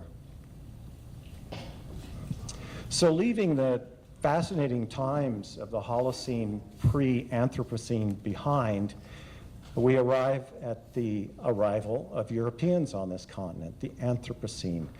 And for good or for bad, this is largely a story of extirpation and loss, at least when we look at bison and grizzly bears. And briefly then looking at the extirpation, starting with grizzly bears. For the contiguous US, everything in green is where I reconstruct. We had grizzly bears around 1800, which is when grizzlies were first encountering significant numbers of Europeans. By 1850, grizzly bears had been extirpated from the central and southern plains. A short 60 years after that, they had been extirpated from roughly 90% of all the places they had once lived, reduced to these scattered, small populations represented in green. A lot of these populations were probably no more than a handful of bears at that time. 60 years after that, we were left with largely what we have now. 98% of all the grizzly bears extirpated in all the places they once lived. Most of the bears remaining in the northern continental divide in Greater Yellowstone, which is where we have them now. A few in the North Cascades, a few in the San Juan Mountains of Colorado. Turning to bison, the story is a little more complicated, but because of that, a little, from my perspective, a bit more fascinating. Here again is the core of bison distribution, say around 1500. Now something really interesting happened between 1500 and 1600. We went from this to that. We actually had an increase in the distribution and abundance of bison. And for the first time ever, we had significant numbers of bison showing up in the east, each documented instance represented by a dot. So it begs the question of what was going on. Well, obviously, 1500 AD is a demarcation. Before that, there were no Europeans. After that, there were. But well in advance of the Europeans as such, there were European diseases. And the best available evidence suggests that between 1500 and 1600 in the eastern United States, what was to become the eastern United States, 50 to 80% of all the people that lived there died from disease. So practically, when we look at bison, there were many, many fewer people that there to potentially prey on bison, but also in company with this decline in human densities, there was a change in economy to where yet again, after a long period of time when agriculture had precedence, people were relying more on big game. And so for that reason, they were burning a lot more. Burning to create more grass in the understory, to favor big game populations. And of course, all of this would have benefited bison. So around 1650, this is probably what we had in terms of a bison distribution, core and periphery. Less than 2 centuries after that, though, Europeans had started to take a pretty dramatic toll. Bison were almost completely gone from the eastern US. Within 10 years, they were completely gone. 50 years after that, bison had been extirpated from roughly 75% of all the places they had once lived. I mean, most people have this conception that the major extirpations of bison didn't begin until around 1870. Actually, most of it had already occurred by then. And the remaining bison had been separated into the great northern and southern herds by the newly built transcontinental railroad. 10 years later, 9 years after that, bison were reduced to a few scattered herds of a few dozen animals at most, a couple hundred in Yellowstone. A few years after that, basically the only place where we still had wild bison was in Yellowstone, a 99% loss. And when we cast that in terms of the area of bison-grizzly bear overlap, we went from this to that, less than 1% of what we once had in Yellowstone. Now, the reasons for these rapid and widespread extirpations are not too mysterious. It had to do with well-armed Europeans with bad attitudes informed by narratives, specifically narratives, at least in the minds of our European ancestors, narratives which gave them permission to perpetrate genocides of bison, of people.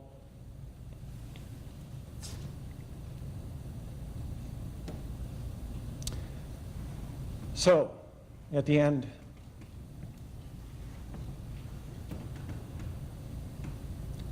here we are at Yellowstone. If there is any future, it's going to be because of what we do with bears and bison in Yellowstone. And a lot has been happening in this ecosystem in the last 20 or 30 years.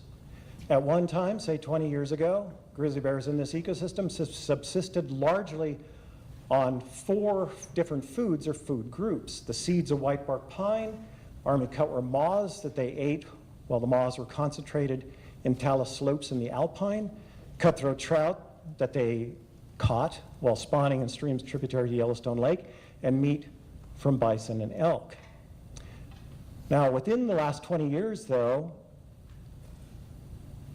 cutthroat trout have been functionally extirpated as a bear food. We've lost 70% or so of the cone-producing whitebark pine in the ecosystem to an outbreak of bark beetles driven by climate warming. And in compensation, bears are eating more moths, but more importantly for our story, they're eating more meat. And for the first time ever, substantial amounts of meat from livestock, not surprising when they're scrambling to try to compensate for what they've lost. And with this greater reliance on meat,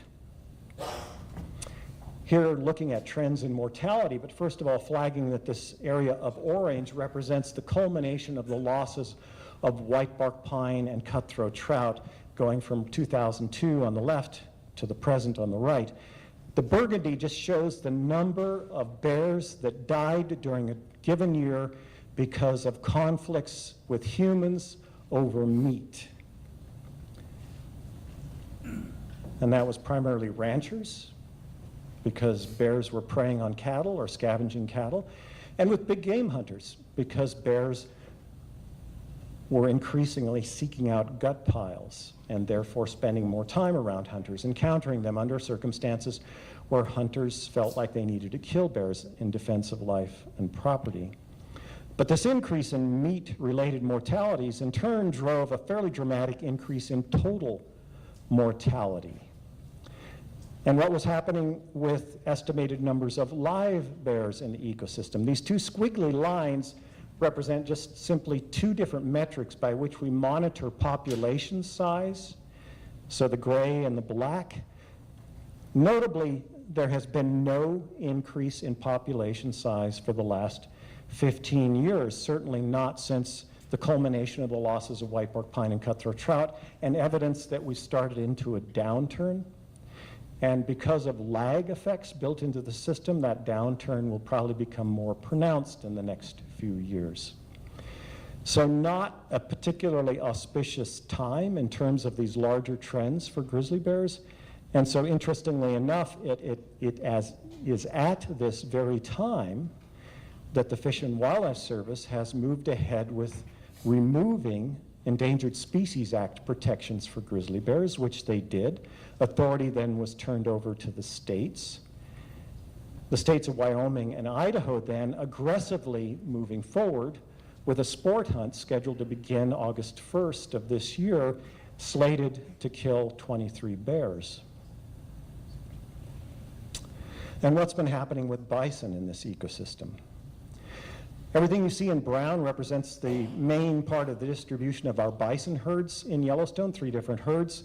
The 2 herds further south, the central bison herd, the Jackson bison herd. Both herds increased for a period of time, but recently they've declined sharply, especially the central bison herd. An exception to that is what's been going on with the northern bison herd on the northern range. It is the one place where we've seen an increase in the abundance of a large herbivore in the Yellowstone ecosystem at the same time that elk numbers have plummeted. So we can aggregate the numbers for at least the Yellowstone bison, and this is what we come up with as a population trend, steadily more or less upward. But it's strange when we look at what's been going on with numbers of carcasses on ungulate winter ranges, numbers of bison carcasses. You would expect that if numbers of live bison were increasing, the number of carcasses would also be increasing, but that's not what we've seen. We've seen an uncoupling. We saw a fairly dramatic decline, and then it's bottomed out. So it begs the question of why has there been this uncoupling between numbers of live bison and numbers of bison on the ground that are available as carrion for scavengers like grizzly bears. And it has to do with the auspices under which we're managing bison in the Yellowstone ecosystem under terms of the Interagency Bison Management Plan, which is designed to minimize the chance or threat of the spread of the disease brucellosis from bison to cattle, realizing that bison got that disease from cattle in the first place. But this management is remarkably lethal, and it involves humans killing a lot of bison. As it turns out, 90% of all the adult bison that die are killed by a human.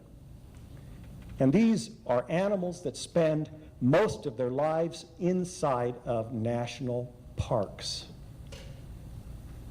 So what does that human-caused mortality look like through time?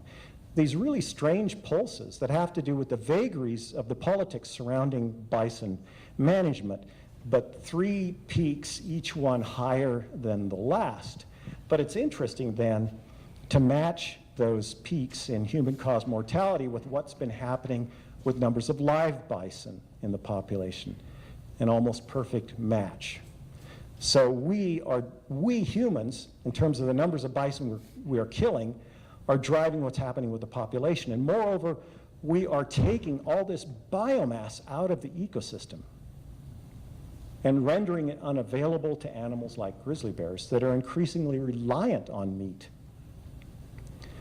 And all of this is being carried out under the premise that there are too many bison, that there are too many grizzlies, which I find to be a remarkable proposition.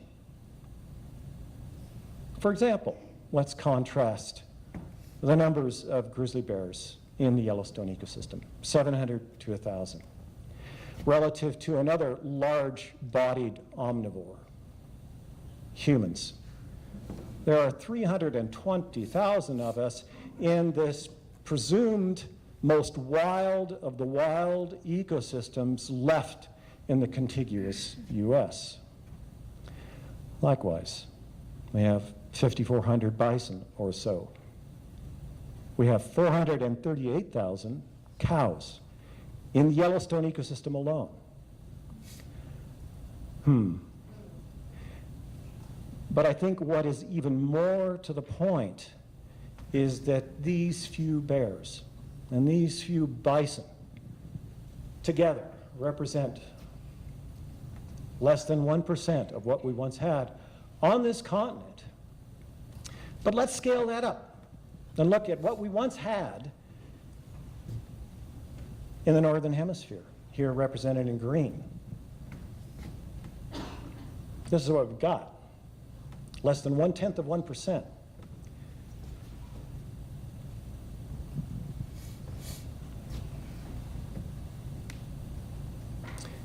But more to the point, you know, I mean, people may throw up their hands and say we don't have room for any more. Well, I would argue that we have room for lots more grizzlies and lots more bison. We have the tools in the toolbox as a practical matter to facilitate coexistence. But I think in the end, what it's going to come down to is the stories we tell ourselves. What's going on, as Louisa said, between our ears.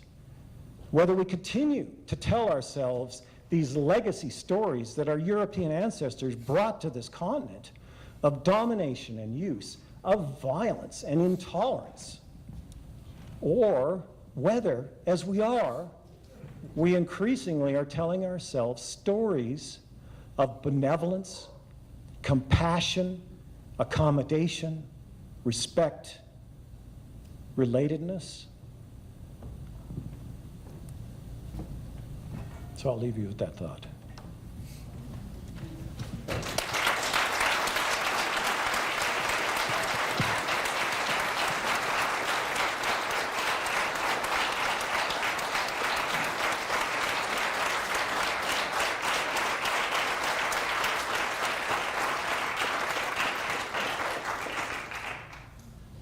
So I guess if there are any questions, I'd be happy to field them.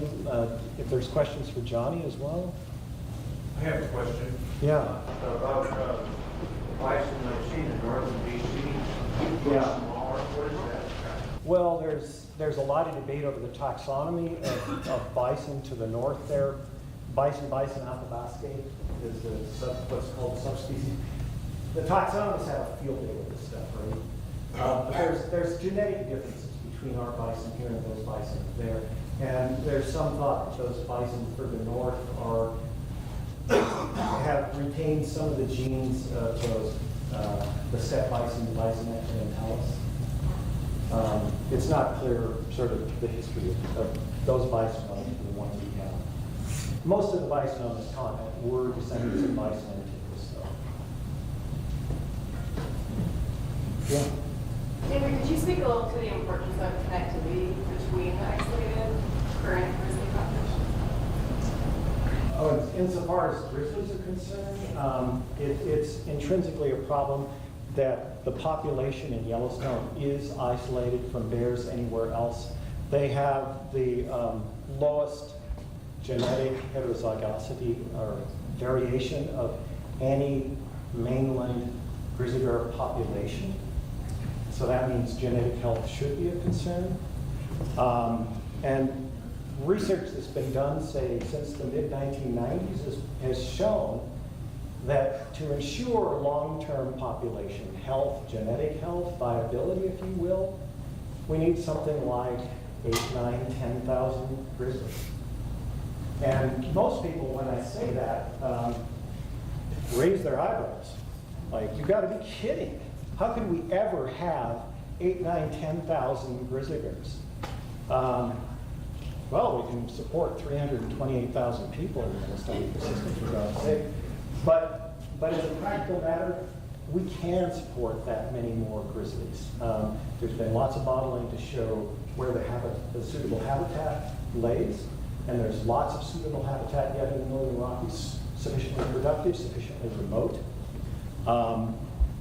And again, we have the tools by which we can coexist with grizzlies. We just have to deploy them. The only way we'll do that, though, is if we have a different attitude, if we're more tolerant and more willing to do what's required. Anyway, I'm optimistic that if we give bears a chance, they will show us with their feet what connectivity looks like. And we will be able to accommodate them. And we could have grizzly bears from Yellowstone all the way up to Alaska. You know, not in a way that dominates the earth and excludes humans, but that actually where we are able to live with them. I mean, and Louisa would probably could tell, say more along those lines. She likes to talk about Romania. I don't know if any of you have been to Romania. They've got 6,000 brown bears, which are the same species. Maybe not quite as aggressive as our grizzlies, but not that much different. They've got 6,000 brown bears, grizzlies, in a smaller country surrounded by thousands and thousands, millions of people. So we can always look to Romania. And I can't see the hands very well, so I don't know who put up their hands. Okay, I got a question. Okay. Sure, go ahead. Thank you very much for your talk. I mean, I couldn't agree more with you, so thank you. And I absolutely agree that we as a species need to change from the sense of domination to, compassion and connectedness with other living beings and with the habitat and everything. However, in a more practical sense, our state wildlife agencies clearly manage wild animals simply for the purpose of getting killed. State wildlife agencies manage wild animals for hunters, for trophy hunters, for trappers, for anglers. How are we going to get? How are we going to change that focus of the wildlife agencies managing for a minority of the American population towards, the American public, where we actually, who are not in support of killing animals, have a voice in how animals are being so-called, in quotes, managed. How are we going to do that? Any ideas? Good point. I think that's another issue. I have lots of ideas about that, and there are others in this room that have lots of ideas about it. I know. Probably more than we could get into at this moment. But I appreciate you bringing that up. Yeah. You mentioned the population of grizzlies in the San Juans, and this is the first I've heard of that. Do you have any idea how large that population is? All evidence is that they are now gone. The last known grizzly was killed in, I think it was 1979. Yeah. So, Rick Bass has written a book about it here. He's in the second row. So they were definitely there up until 1979, but by the odds, not since then. So, it speaks to the fact that there's sufficiently productive habitat, sufficiently remote habitat. It's just when these populations get to such a small size, these dynamics are entrained that make it irreversible as to where things are headed. The northern plains. Can you please talk about bison restoration on the northern plains? People are beginning to look towards that. I know there's American Prairie Reserve and even the Charlie Russell Wildlife Refuge is interested in bison restoration and the importance to grizzly bear recovery across that area. And also from the south, the mule deer migrations, will that have any influence on food source for the Greater Yellowstone? For the grizzly bears in Greater Yellowstone? Yeah, because I know your chart had that being a very minor, but, with that. I'll speak to the last part of your comment first. Okay. The smaller the size of the ungulate species, the less beneficial it is for bears, because they always exist at low densities. They're always in competition with other scavengers, and if nothing else, coyotes. And so when a small ungulate dies, odds are everything's going to be gone. I mean, as Lydia said, I studied mountain lions. 99%, I mean, when I think about scavenging, 99% of the mule deer could be gone in 3 days. So it's the size, the mass of the herbivore that matters to bears as scavengers. Not the numbers. Yeah, not so much the numbers, although it, I mean, gut piles are a different matter. In northwestern Montana, grizzly bears scavenge a lot of white-tailed deer gut piles in the wake of hunting season. So, these nuances matter. Insofar as the first part of your comment, I think you basically made a good point. And the only thing I can do is just reflect on having grown up in western South Dakota, claiming, by God, I'm a 4th generation South Dakotan, which to somebody like Johnny probably sounds a little ridiculous. But anyway, we white folks like to kind of brag on that kind of stuff, don't we? But anyway, but the point is, ranching families. And just looking at the hardship of people on the plains trying to make a living raising cows, there's got to be a better way. And, I'm oversimplifying grossly, but, I think there's, just as a practical measure, I mean, there's all kinds of dimensions to this issue of how we deal with bison, as wild, as domesticated, how we go about it.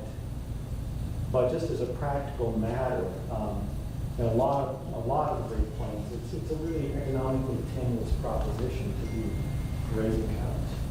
And given the C3, C4 grassland boundary migration and climate change, does that increase the importance of it northern plains restoration? Yeah, it's very predictable that this boundary will shift from east to the north. Yeah, carrying capacity will decline. We'll enter into something analogous to the altitudinal drought. And we're probably looking at thousands of years of pretty harsh conditions. Nobody did very well at that time.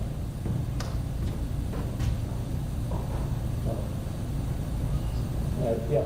Yes, Doctor. I'm Colonel Garvey. I belong to the Montana Bible Association. Would you mind giving this some lecture in January? Well, I'm gratified to hear you even ask that. I love talking about this story. Sort of education and coordination. Yeah, well, sure. I'm flattered that you even asked that. Yeah. I was wanting to talk about, or hear your thoughts on, and maybe Mr. Arley can speak to this as well, the sort of problem of the coexistence of our civilization with the bear, like people manage to live with bears relatively, it seems, peacefully, and now we keep building roads and things and disintegrating habitat and having sort of hostile relationship with the bear. Like, how do we relate to the bear better? Well, I think we had a comment. We're all educated, I think. I've got part of it. But I think the bears need to be educated too. Send them to school, Let them know that this is my land. See this fence here? No trespass. They walk out of the Yellowstone, and they go over that fence, and all of a sudden they're terrorizing everybody, checking everybody's garbage up. And it's our fault. We just need to get to be with them. Just like I said before with the animals before.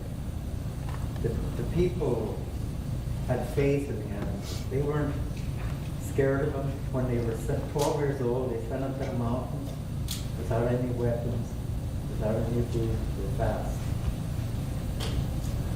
Under a fast, the family at home are hoping that this child will get gifted by an animal that will give him a song, something for him to keep, that that we can use. And they had faith in all the animals that would just really didn't get harmed.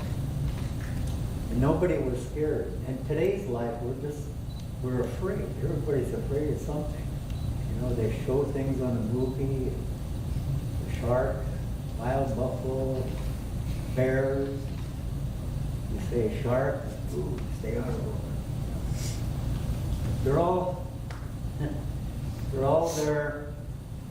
They just know our sense of a feeling, a good feeling, good heart. You went in the woods with a good heart, they sense it. Your dog knows it. You know, if you have a good feeling, your dog will walk up to it. We just kind of have to change our lives in order for the animals to kind of recognize us, know us all. We live in harmony. I don't know if I answered your question. Sure. I got carried away. I think as a white monkey, I could kind of paraphrase some of that given my own experience, which is I felt like I did not belong out amongst grizzly bears if I wasn't down here. And I don't know if that again is any answer to this larger question of sharing space in a way that's really benevolent. And it's not about being foolish. It's not about being silly. Not thinking that a bear couldn't tear your head off if it wanted to. But I think, yeah, you can live in a way, you can be in the world in a way that it feels good to be that way, I think. You know, to be down in here. And I don't know much other way to talk about it. I'm curious as to how many times, if or if not, have you presented or supplied your findings to wildlife fishing department? You mean any findings of any shape or sort? Many times. Is it based on them requesting, or is it based on you just requesting? I mean, it's interesting. I think I don't know, sort of I'm trying to divine some of what's behind that question.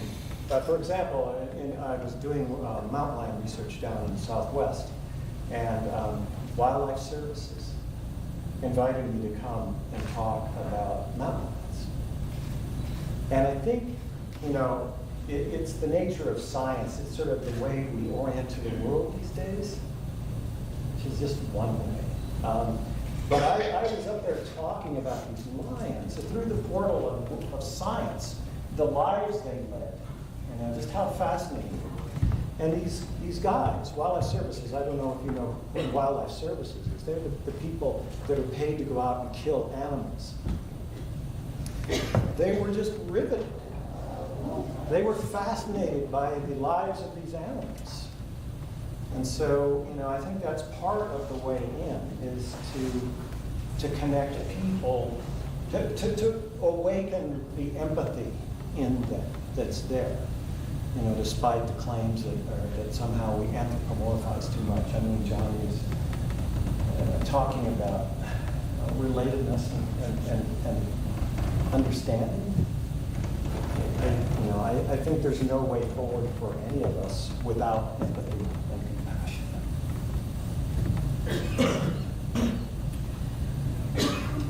Last one. Yeah.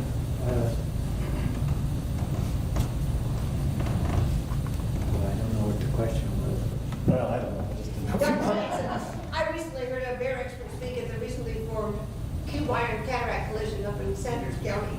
And I believe that he was saying to replace any one dead, killed, whatever the mortality was, grizzly bear, that it's 3 years between a long-term gestation, poor infant mortality, for any live birth to survive to adulthood. Is that about correct? So we lose one, it takes 3 years to replace a grizzly? No, Not that long? it takes closer to 10 to 13 years. Okay, I was wrong. No, in terms of a female to replace herself with a successfully reproducing daughter. Yeah. Yeah, so it's So the fear of those grizzly bears, I mean, I think that number should be shared with people, to educate. That's how long, one grizzly bear, that's how long it takes to replace that. grizzly bear populations typically are on the knife edge between going down versus them, persisting. Well, thank you, David. Thank you, Johnny.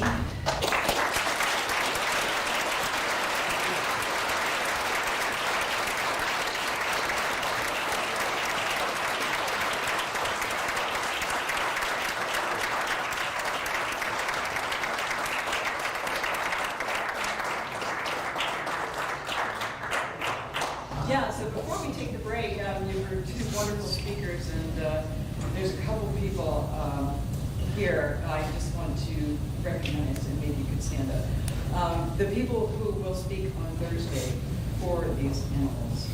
There's a few of them in here today who will be in federal court. One of them is Nick Arrivo with Humane Society of the United States.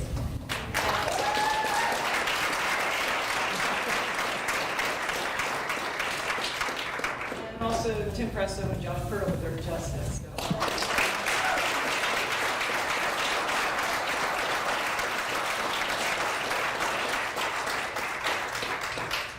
These guys something during the break.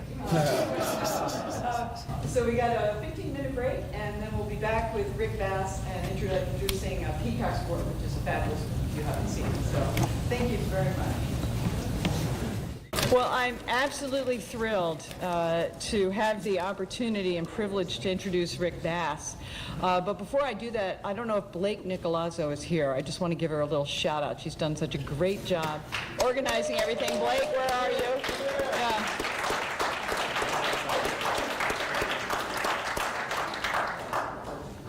I don't know when I first met Rick, but I don't think I ever would have appreciated his Yak Valley were it not for him.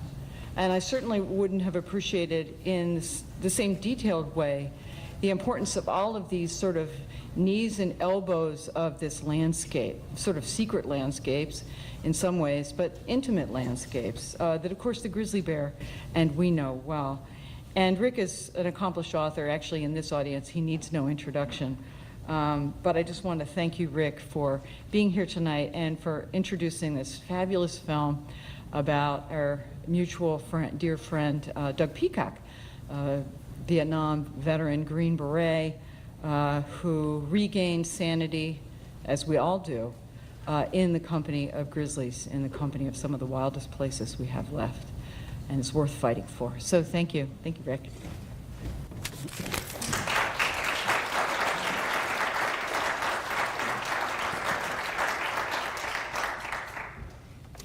Thank you, Louisa. Johnny, David, Blake, everyone, is this your phone? Yeah. Okay, so you want to do that. I'm going to squint. Is there a way to get a little bit of light here? Lights on the Thank you so much. I scribbled, and I can't read my handwriting in daylight, much less in dimness. Welcome to Grizzly Week. I'm wearing a cap like it's really rude, but it says Save the Yellowstone Grizzlies, so if you'll forgive me for that. Welcome to Grizzly Week in Missoula. It's the real deal, not the sweating boys in maroon. It's an honor, thank you. It's an honor to be here as Montana hears the federal case about the non-scientific political errors in prematurely delisting the Yellowstone ecosystem's grizzlies, which has exposed Montana's grizzlies to the trophy hunters in Idaho and Wyoming in utterly unscientific fashion, targeting the precise individuals who seek to disperse and establish the corridors of connectivity requisite for the survival of the species. It's an honor to visit with people like John Lee, the CSKT, who were the original caretakers of the grizzlies in the Yak Valley, where once upon a time there were assuredly more than 3 or 4 breeding females with cubs, as is now the case, tightroping back and forth into Canada, and now dodging dozens and imminently hundreds of through hikers and campers directed by the Pacific Northwest Trail into what was previously the Yak Grizzlies' designated core habitat. We're fortunate to have Doug Lafleur, ethical hunter and grizzly advocate, and Deidre and Judy of Shoot Them With a Camera, the creator of the program that successfully secured a third of Wyoming's annual grizzly bear permits by people who probably will decide not to shoot a grizzly should they be fortunate enough to see one. Let's remember that 12.7 million people visited Montana last year with the hopes of seeing a grizzly. Compared to 20 to 25 grizzlies isolated in the Yak, this is a very big number. Compared to the island population of Yellowstone, this is a very big number.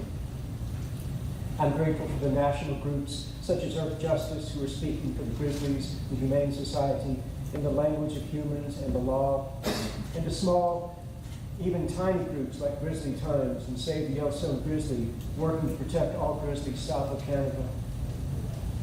David Mattson, if you were fortunate enough to hear his talk earlier, sees grizzly bears, the individuals, their habits and needs, distribution, demographics, and diet, with the short-term precision of an emergency room doctor, the historical perspective of a novelist, and the evolutionary perspective of a geologist. What's it like, I sometimes wonder, to see the grizzly, its needs, politics, and stressors, with the complicated acuity of a dragonfly's ever-swiveling, all-seeing vision, the fragmented world splintered like a kaleidoscope and shifting more so every day than bears. And yet to not just see it, but know it, to understand it as David does. I'm so grateful for his independent science and his scientific testimony in this extremely political case. In Montana, science still matters. Few more revolutionary words can be uttered these days of government chaos, disarray, untruth. The Mattson household is double trouble. For those who seek to kill for sport the very individuals our government has said might and can and should disperse safely to reconnect Montana's island subpopulations, where currently the only way to get them from one ecosystem to another is to be kidnapped, put in the back of a truck, and driven there. For 40 years, Louisa Wilcox has fought for the large carnivores, including wolves and grizzlies, that make Montana be Montana, and not necessarily Wyoming or Idaho or even Texas or Louisiana. Working from her home in Paradise Valley on her own, she provides an invaluable resource with her dogs, her blogs and podcasts, and national networking, often in partnership with tribes and First Nations who, shocker, are not being heard yet or fully on this issue. Their day in court, however, approaches. Louisa, like Chuck Firestone of Save the Yellowstone Grizzlies, is as irreplaceable as a Yak Grizzly, as irreplaceable as any grizzlies south of Canada. What you're here for at 7, Doug Peacock, where to begin? Where else but in the earth, the dirt, the soil? Growing up as a boy archaeologist in Michigan, he studied maps, predicted where a huge encampment would have been. He was right. He later championed the return of the remains of the oldest known human bones in North America to their descendants, indigenous peoples. In Vietnam, he was a sapper crawling through dark tunnels of earth toward the enemy. He could smell but not see in the darkness. No grizzly bear can frighten such a warrior, and particularly not one, as Johnny R. Lee reminds us, with a warrior's heart that is filled with respect and from that love. Where there is winter, the bears still go down in the earth. Save the Yellowstone Grizzlies board member Dan Sullivan calls Doug our dear teacher. Board member Terry Tempest Williams calls Doug the ethical gold standard by which wilderness is measured.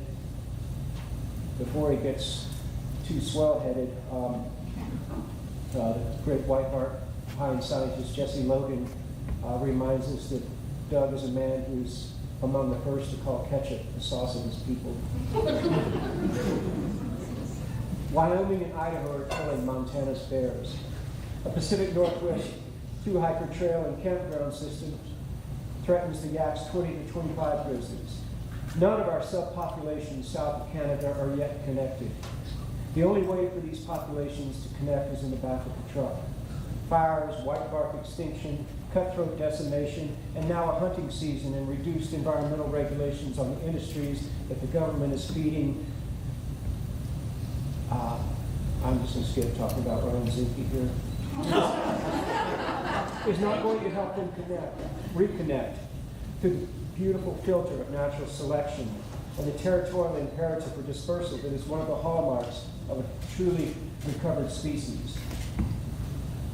Save the Yellowstone Grizzly and Grizzly Times, groups like the Yak Valley Forest Council, proposing a grizzly bear ecosystem recovery area, an ERA, not a national park, not a scenic playground, but a chunk of big country where we commit to finally recovering them.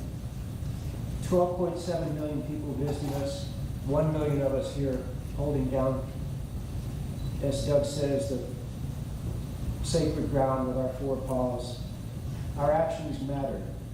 Our government, in the form of the U.S. Fish and Wildlife Service, in their rush, this word looks like environmental. Anyway, you get the drift. Idaho and Wyoming bought it quickly, eagerly. We're not buying it in Montana. In Montana, science still matters. Thank you, Roxy Theater and Jerry, for bringing this Peacock's War. More than ever, it is Montana's war. It is still ongoing.